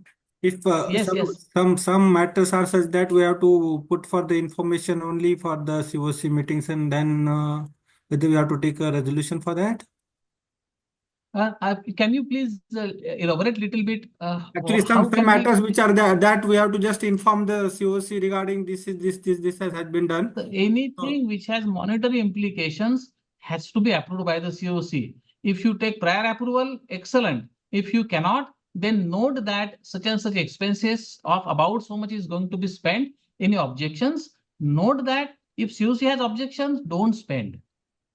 No, the thing is that like what action we have taken as a professional when we're taking over the activities or something, that so we have to mention some activities we have done. So that is only the noting for the SCC or COC meetings. Those are all expenses have to be approved. No, not expenses. Just simple that suppose we have visited the premises, that we have to just intimate to the COC member what action. That can be estimated in advance. What is the problem in a meeting? We are just mentioning that if your fee is approved along with the out-of-pocket expenses, then the expense is already approved. What is the problem? No, not about expenses. My simple question is, you said that everything has to be through the resolution passed through the meeting. Some items are such. Either get the budget approved or get the specific expense approved. Okay, but I think that's regarding that. Suppose previous example that we have appointed accountant for the corporate data for accounting purpose, something that all these people have to be getting prior approval, post facto approval. Prior approval, yes. So when we approach the COC in our first meeting of the COC, the first meeting of the COC should have an agenda as to all the activities that we expect to conduct and put all that expenses. What COC typically does, he says that we will defer this agenda. I don't have enough information. So that creates the problem for us. You may take enough efforts. You may put it in the first meeting itself. Appointment of accountants, appointment of professionals. You will write all that. COC may say, we are not approving this budget at present. I will consider that at later stage. You don't have quotations with you. You don't have this. You don't have that. And COC may just push it to the next meeting. So that also happens. So it is a very difficult case. I don't have a 100% solution for you and for me also. I also face such situations. But we have to try our best by keeping them in good humor and trying to get the expenses approved also simultaneously. But I understand that you do some genuine expense and COC says I'm not approving it. What to do? We have to just take them in good humor, explain it to them once, twice, thrice, and get it approved. If it is not approved, it is not CRP cost. Yeah, understood that. But sometimes we have to search inform activity only, not expenses, activity. The activity is fine. Then they don't have to approve your activity. They have to approve only the expenses. How? Activity is your responsibility. So that Right, sir. Right, sir. See, when there is a specific expenditure is happening and COC specifically not approving it, where should we go and knock the door? You may suggest. NCLT. That's what. Everything you suggest for NCLT. And you know what is NCLT is doing. And Now, where expenses should for we go, sir? NCLT Where should we go? Sir, we there is have no way to go example. other than NCLT. And personally, they are not Unfortunately, approving it. Many expenditure, even for upkeeping the places of the city. Right. We say for RP, everything you go NCLT. For others, you go and complain to IBPI or anywhere, then we are hanged. And where should we go? And you see, if we go and file a writ petition in the High Court, then again IBP is not happy. See, sir, that is not correct. That is all correct, sir. And When there is really no way out. we should have a redressal mechanism, na? If something is not specifically approved, okay, and if it is not sanctioning the fees, if it is not paying the fees, then NCLT, and you know, my case is hanging in NCLT for many months. Right, Sir, sir? even This for is not amendment of errors also. We should No, have a sir, place that is to go agreed, for. but there is no mechanism for that. I will tell you one of my Yes, sir. example. Yes, sir. Is When there is no mechanism. Sir, I took out insurance of a corporate debtor after following up with the COC that a premium of 2.5 lakh rupees to be paid. They did not pay attention to me for 3 months. I took the insurance out of my own pocket, and I had got reimbursement on the from the interest that accrued on EOI deposit. I broke that deposit, went to the COC. This is the interest of 5 lakh rupees. Please allow me to withdraw my 2.5 lakh rupees. Then I could withdraw. That is the situation. At this stage, What to do, sir? we should have a specific redressal forum. That's what my submission. Sir, I agree. My And case I is would like that. request, sir, as an IPNet, we will certainly request Ashish ji to In take note IPNet of also, I was writing all those things. But how do we go on knock? If a single person go to IBBI or IPA, nothing is going to happen, right? This is a matter, sir. We should have a road go to. Sir, there are two things. One is getting the things done, and one is saving your skin, if I would want to put it in that manner. So absolutely, we are saving happen, so if things don't happen and and they are not getting approved, then it is necessary that we monetize it in those many words that you ask for such an thing, it did not happen. So COC did not approve, that has to be monetized properly. I have seen cases when COC doesn't even allow it to be monetized. So don't allow that to happen. You monetize it at least. So if there is any action against a particular IRP or RP, that person can at least show that there was enough effort taken by you. But that will also stay for some time. One day somebody may ask, okay, you written it down. Why did not you go to NCLT? Somebody will come and ask that question also. So what you say is correct, sir. There has to be a mechanism which will allow expenses to be incurred. Ashish ji. Okay, Mr. Udaraj, I think what Mr. Vinod is saying is definitely, I mean, a great thing what you have mentioned. I think these are the problems which are being faced. And I think both of you and me also discuss. So what we can do today is, I think because instantly it came to my mind. In fact, I used to discuss this with you earlier. Let's form a small committee consisting of the members of IPNet, and I request you to chair that meeting. The problems which are being faced by IPs, and once you collect those issues and suggestions also, right? Not only problems, but this is a suggestion way forward. We can come out with a report, say within 2 weeks or 3 weeks time, whatever we want to take. I think we can submit it to the regulator as well as the Ministry of Corporate Affairs from IPNet. Because as a collaborative unit, I think we'll be able to work.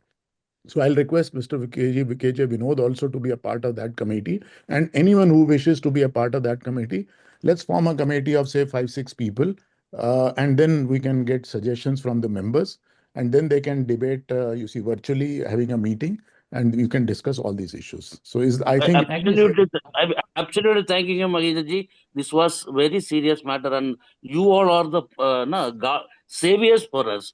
So the suggestion and the direction given by you is very appreciable. But thank you, sir. Absolutely. Chalo, great. Thank you. Thank you, sir. Thank you. So we continue. Great discussion we are having. So providing information without confidential undertaking. Section 29(2) requires confidential undertaking before providing certain information to the concerned people, basically to resolution applicants say. So regulation 36 requires to provide an alternate to take an undertaking or confidentiality from every prospective resolution applicant and also COC members before sharing the IM. So it was seen that many IPs don't do that. So there is nothing to be, I would say, ignored here. This is a very important condition, and all must be following this, I am sure. Previously in 17, 18, and 19, initially we used to have objections from their lawyers, etc., that we will not sign this and we will not sign that. But nowadays everybody complies. So I don't see any issue in that at present. Non-cooperation with inspecting authority. This issue was also discussed by the IPA team that was here. Is many a times when information is sought from the IPs, one is for monitoring performance, also for various replies that IBBI and IPA has to submit with various departments for statistical purpose, for replying to some question raised in assembly or in Lok Sabha. A lot of information is required. Further, the board also conducts inspections of the IPs also. So data information has to be provided by the IPs.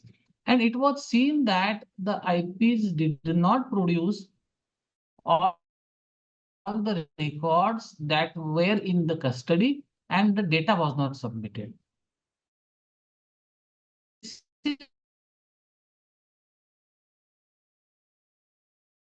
No doubt, very serious observation, and there is no reason that a justification. How will that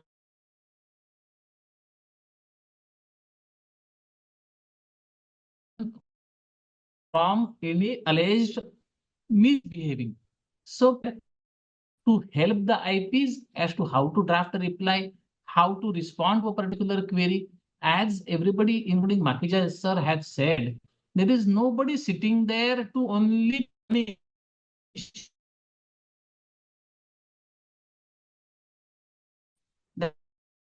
So now I will go to next point, non-disclosure of fee and relationship. So this point used to be a huge point when fees of IPEs, consulting firms, etc. were not disclosed properly. There were circular transactions between various entities, etc. But after amendments in various regulations, code of conducts, etc., these issues now are mostly settled. So I'm not discussing this any further. Similar is the issue of raising invoices for services rendered by IP in the name of his firm. So that used to be done by people that a partner of, say, a CA firm or a CS firm was engaged. However, the bill was raised by the firm. So that is not allowed. So we are all aware of these issues. Even there were clarifications by IBBI on these matters, and now people are following the rules so far as they know. Appointment of non-registered valuers happened when there was a change from registered non-registered values to registered valuers. So this was a one-time thing which people continued for some time, but that is also almost now settled that people are appointing registered valuers. However, a new issue has come up is the methodology when COC wants that should be presented before the COC when the methodology is to be explained to the COC. So please do that and see to it that the valuers are available and they are explaining the methodology to the COC. The background paper by IBBI tells you the need behind that. Because I will just take an hypothetical example. Say if a road asset is being valued and somebody says I am going by book value, and the right way of valuing that asset, as you all are all aware, is a discounting cash flow method. However, if one valuer says no, I am doing it that way only, so not only the valuation will be wrong, even the methodology will be also wrong. So discussing methodology with the COC when the report is being prepared is also very, very necessary. So point number 15 is appointment of non-registered, but let us take it as following the process now, which has been defined as regards to valuers. Then we go to point number 16 is acceptance of assignment without having AFA. So this is valid even today.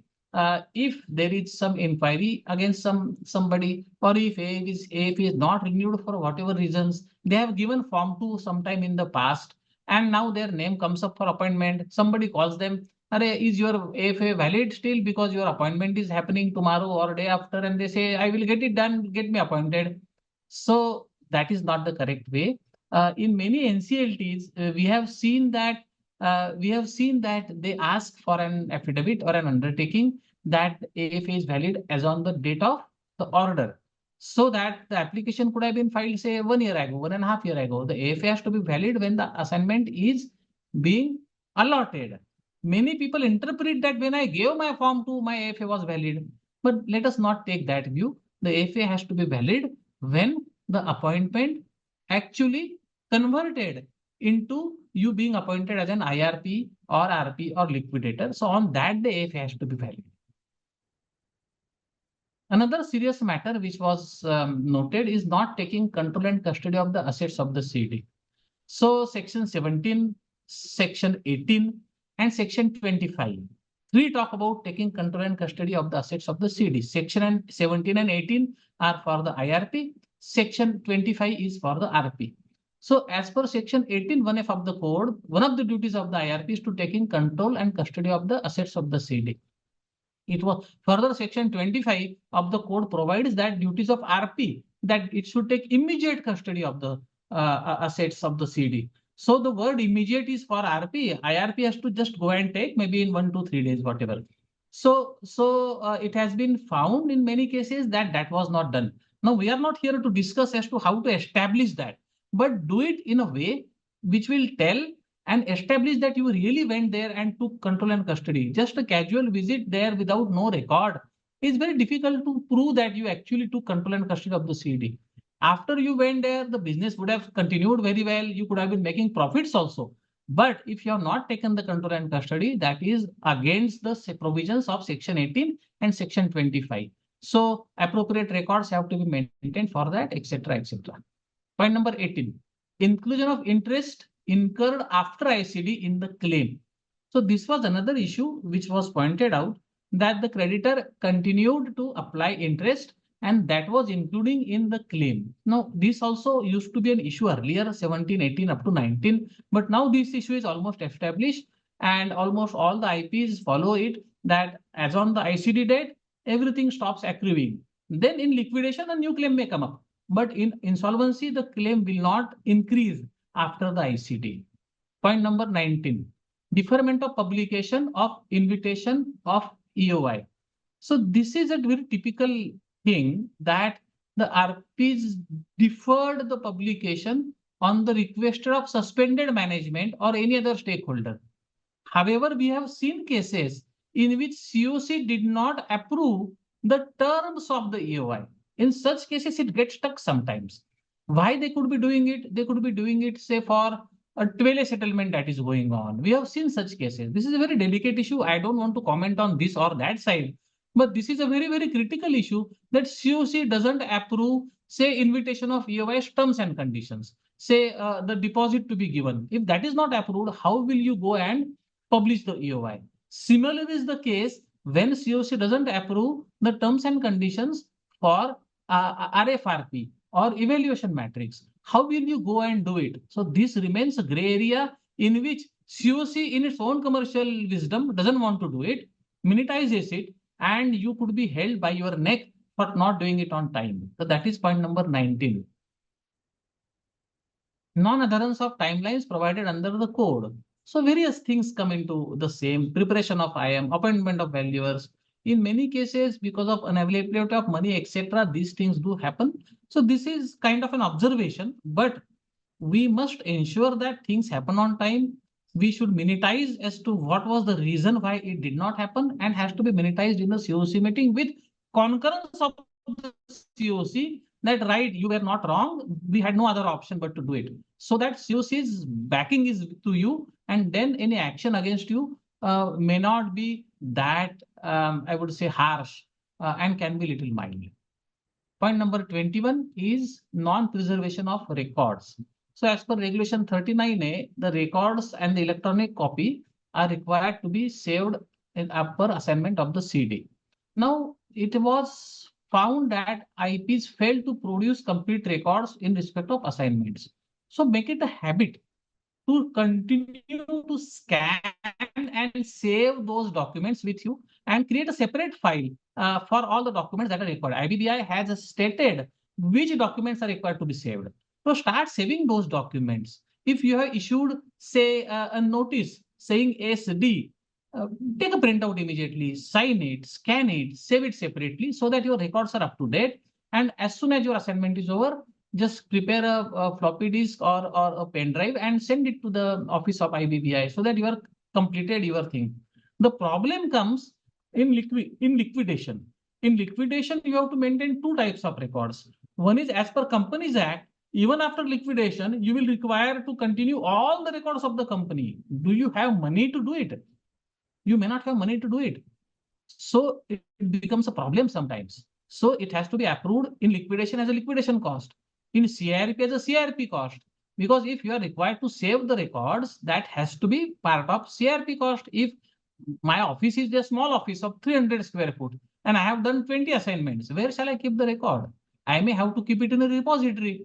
So make sure that you include the CRP cost expenses to include the preservation cost also. Get it approved from the COC so that you can keep it away peacefully and produce it whenever necessary.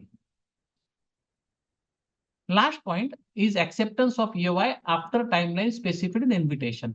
So regulation 36A requires that any EOI which has been received after last date shall be rejected. Very simple and very straightforward wording. However, RPs, they say, have accepted EOI after last date also, violating regulation 36A. If you go to COC today, COC also doesn't do it. So many a times we have seen that the RAs who are interested go to NCLT and get an order from the NCLT that we be included. So in that cases, maybe there will be an exception in such cases. Otherwise, the commercial wisdom of the COC itself will not be enough to save the RP. So these were the observations that were there in the paper that was prepared by IBBI. And with that sharing, I think I will stop here now. And now we are open for discussions for some time. Over to you, Namrata, to moderate. Ashish ji bhi hai. I am also here. If I can't answer anything, Ashish ji can answer everything. So no problem. So the participants have asked to please share this presentation or this note that you have extracted. If you could please share it on the chat. I will share that with you. You may share it further. Thank you, sir.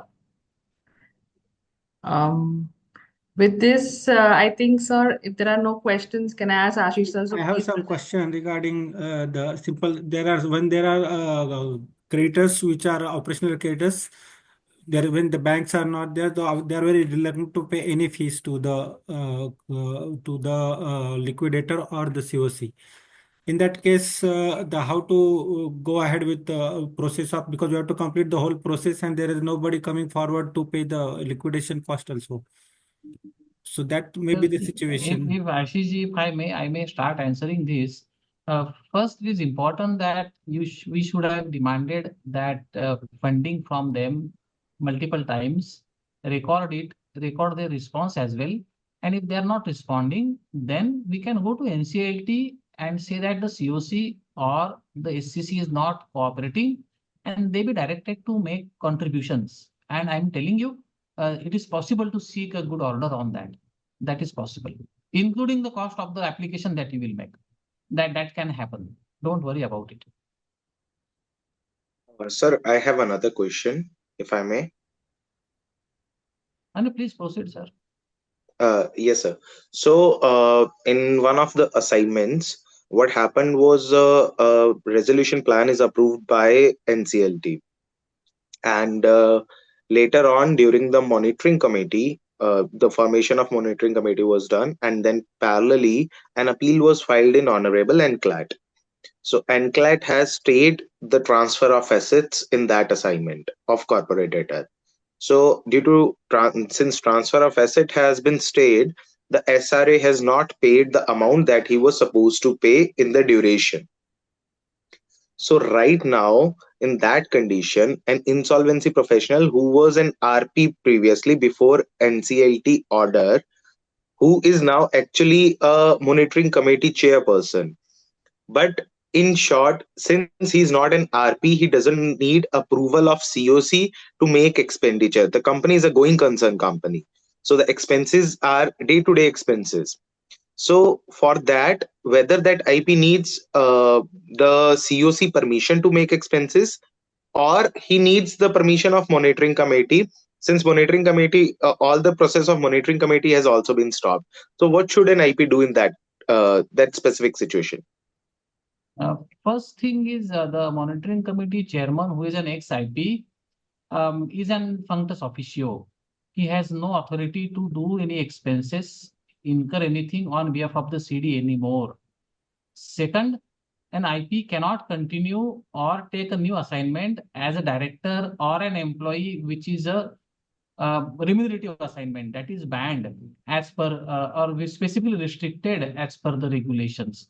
So that is also not possible. So how come we are talking about a question of the ex-IP doing an expenditure? He has no business to do it. That is one part. That is one part.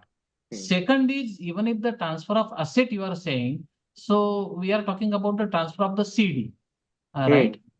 Yes. So I don't have the details of this particular case before me.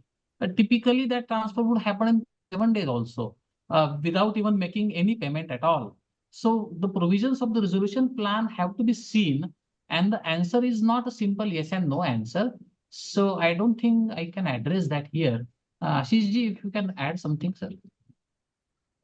Sorry, actually, I could not hear the question properly. I'll repeat again.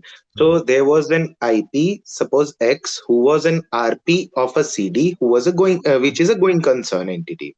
Right. Now, on suppose date 1, that resolution plan is approved by Honorable NCLT, and after that, before monitoring committee was formed, an appeal was filed in Honorable NCLAT, and NCLAT stayed on the transfer of assets of corporate debtor.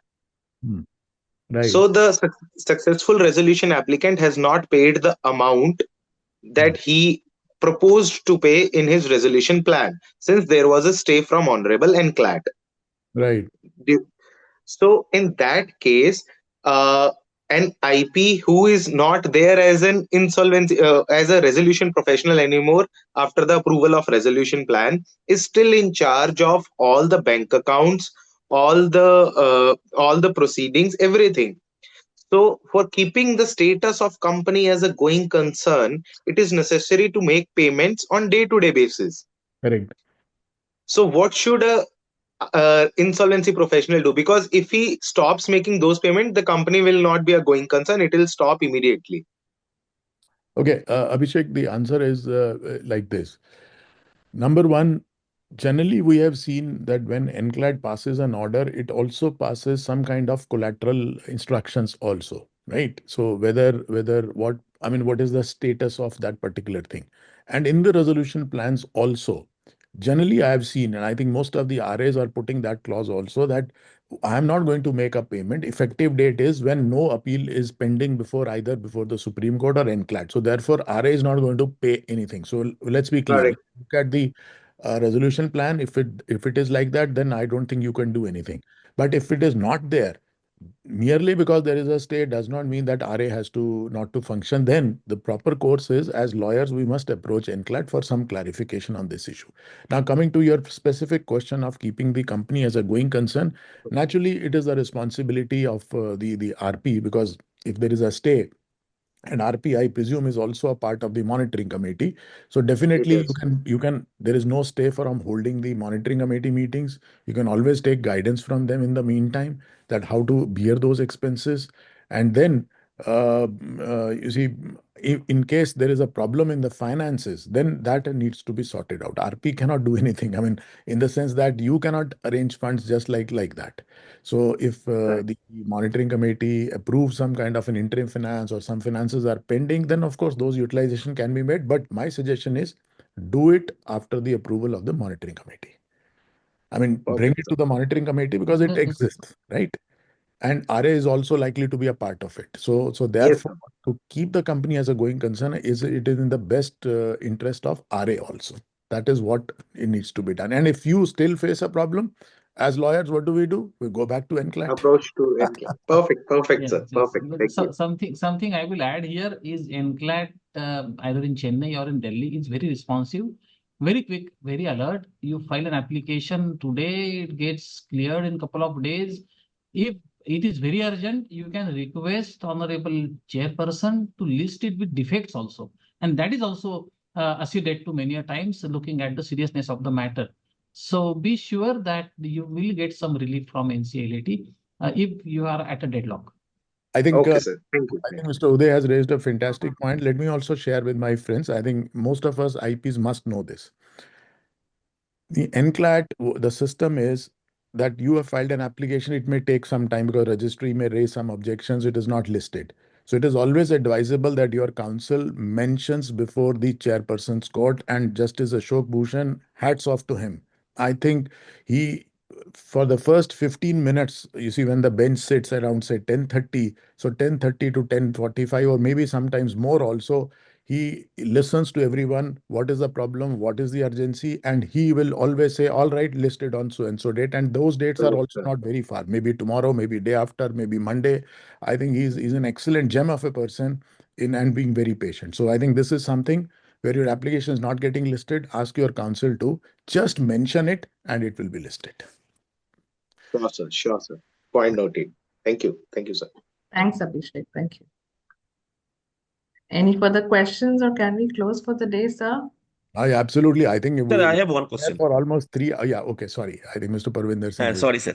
Yes. Sir, I have one question. Sir, there are 2 COC members, and one COC member is holding 20% share. He's neither approving nor contributing to any CIRP cost because he is saying that he's suffering SARFAESI action and all his bank accounts are frozen, so he has no money to contribute. So under this scenario, what should I do?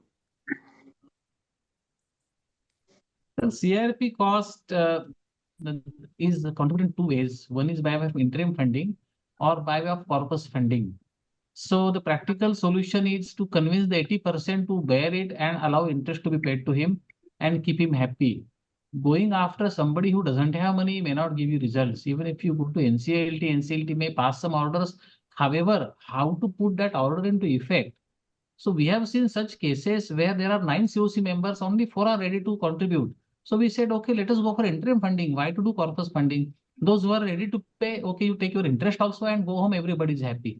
So that is a practical thing I am trying to suggest. I will not be able to give a legal solution to this. Going to NCLT is always an option, but it may not serve the purpose. That is what I am trying to say.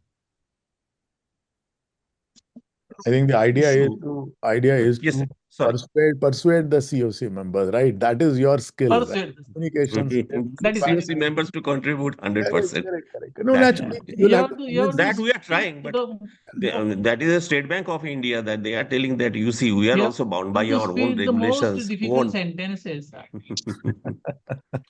I know. I think we are facing a lot of issues. I think we are discussing it openly. I think that's the wonderful thing about this. Okay.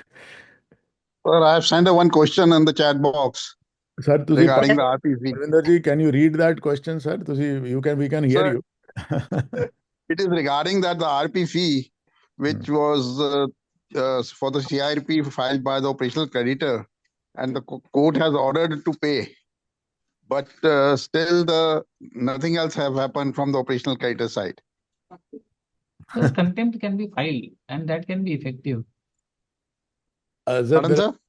Two things I think A Mr. Udaraj is contempt suggesting. application can be filed if you think so. Okay. So that is going on. Now the liquidator has also pointed out that asking for major is only the fee part when I filed to the liquidator also. And he's also holding on the same. No, sir, there are two things, Parvinderji. If the company is still under CIRP, as Mr. Udaraj Patwardhanji has suggested. No, it's now under liquidation, sir. That's what I'm saying. So if it is, we are taking two situations. If it is pending, then the proper course is to approach the NCLT for enforcement of the order or execution along with the contempt, right? That's because it's a defiance of the order. Two, if the company has come into liquidation, then probably I think the situation has changed now. Then those costs will not be paid out of the pocket of the operational creditors. Now, typically, the assets will be sold and you will get the topmost priority out of the payment of that. So I think the old order will not really sustain because the situation has undergone a change. So if you ask me, because what will happen? Assuming operational creditor also pays, let's take an example. In liquidation, what will happen? It will be treated as a CRP cost. Then if the liquidator sells it, he will have to pay the CRP cost. So whether he pays it to you or OCs, it doesn't make a difference at this stage. So according to me, liquidation has changed the game actually. So that's the whole. Suppose there is no asset, sir. In case of there is no asset at all, then what to do? No assets का sir situation बड़ा tough है. अब उसका fees कौन देगा वो एक situation अभी तक लॉ में क्लैरिटी नहीं. There is no clarity to that extent. But at the end of the day, RP must get his fees, the valuers must get their fees, the lawyers must get their fees. Who is going to pay it? There is a huge cloud on that. There is a huge cloud.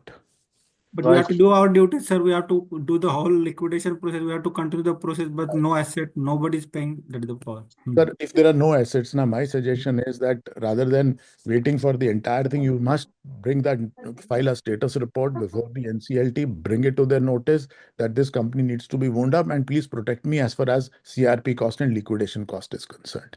The only thing is that the buffet transaction suppose going on and then we have to, that will not result then. Correct. So buffet transactions, I mean, they have to be request the NCLT to take up that application first, pass an order, maybe some recoveries are made. So that's that's a good point. Okay. Sir, may I come up with my question? Absolutely, sir. Please go ahead because we have been there for more than 3 hours. But anyhow, and we must appreciate Mr. Patwardhan's.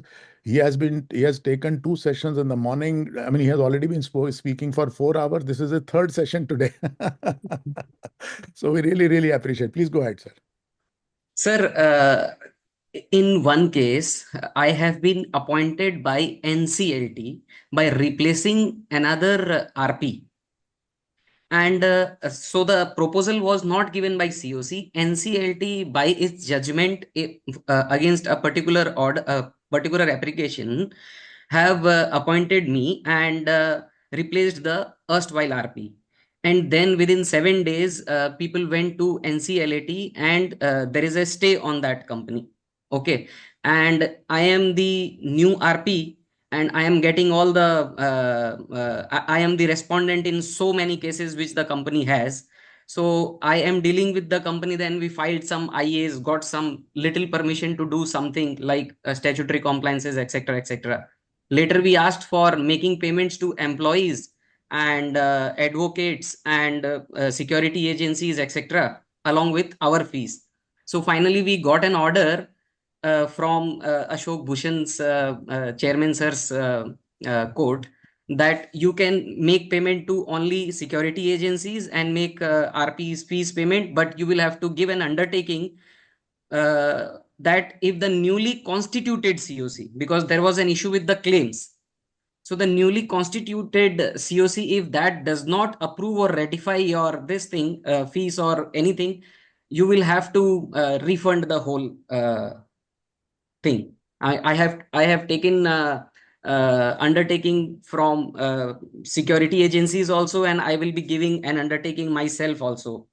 So right now the situation is I was appointed by NCLT and not the COC.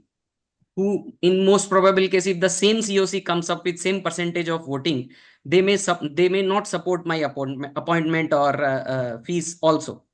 So I was appointed by NCLT, I was given task by NCLAT, and fees payment is being the power to give my fees has been given to the COC. So in this situation, what should I do? Okay, I mean, I can give you a short, quick answer. Of course, Mr. Patwardhan is there. See, as far as the NCLAT order is concerned, we all have to follow that. So my suggestion is you can take an undertaking from security agency and whatever expenses you are bearing, that in case it is not approved, naturally they will refund that. So I think they will be in a position to give that.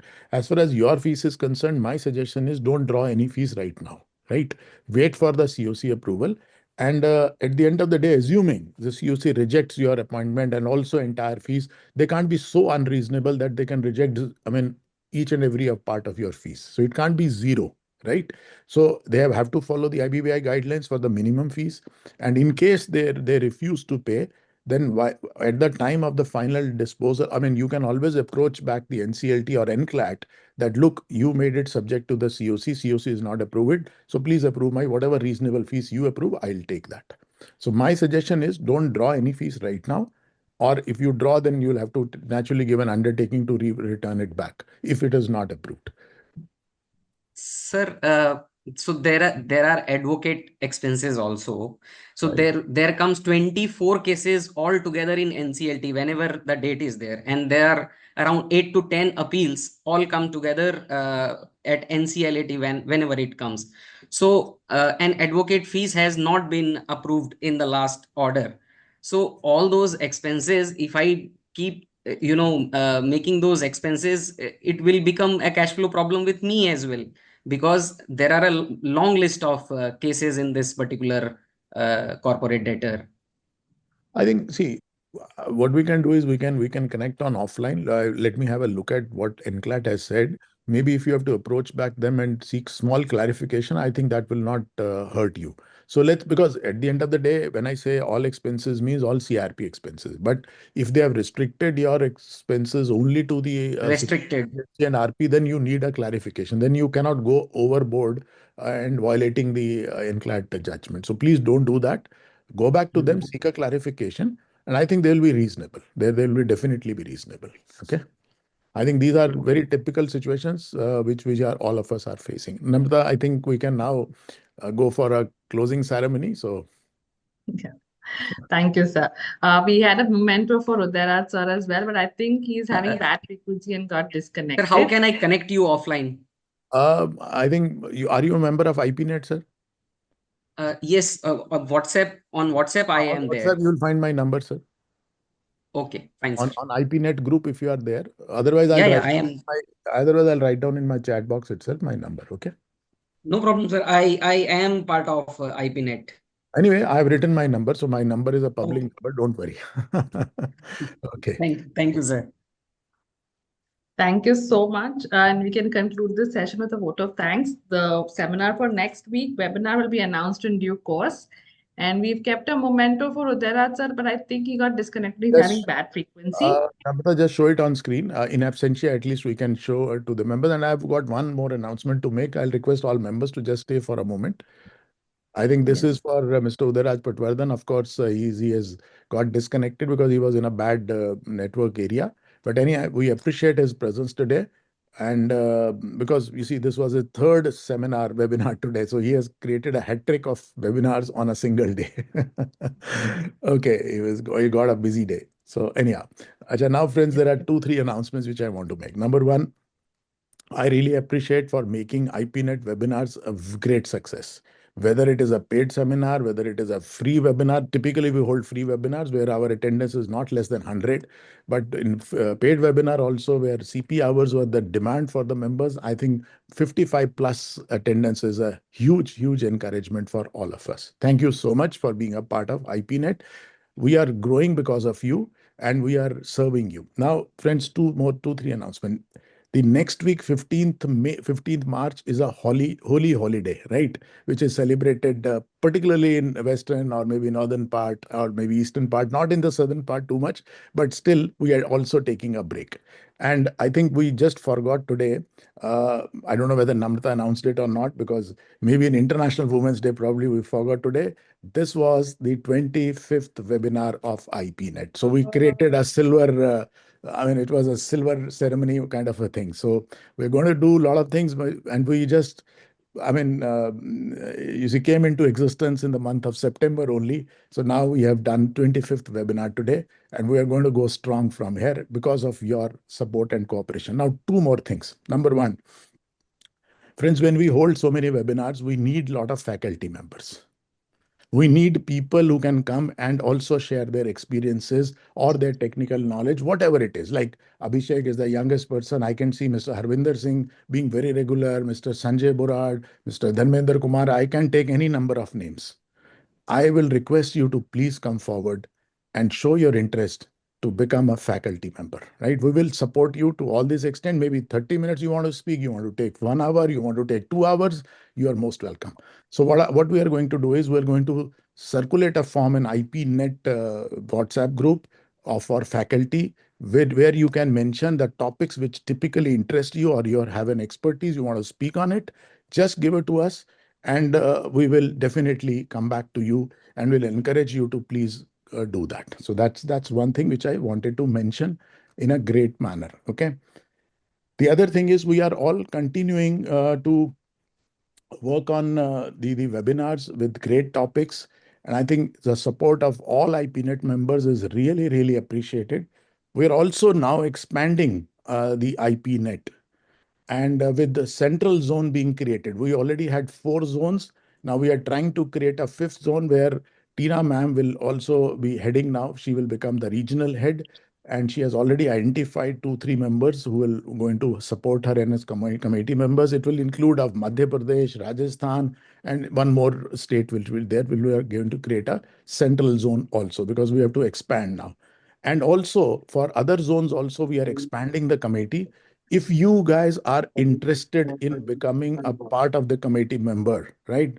So I think you can approach your regional head like Mr. Patwardhan for Western Zone, or other regional heads, or you can approach me also directly, write to me that yes, I'm also interested in contributing as a committee member.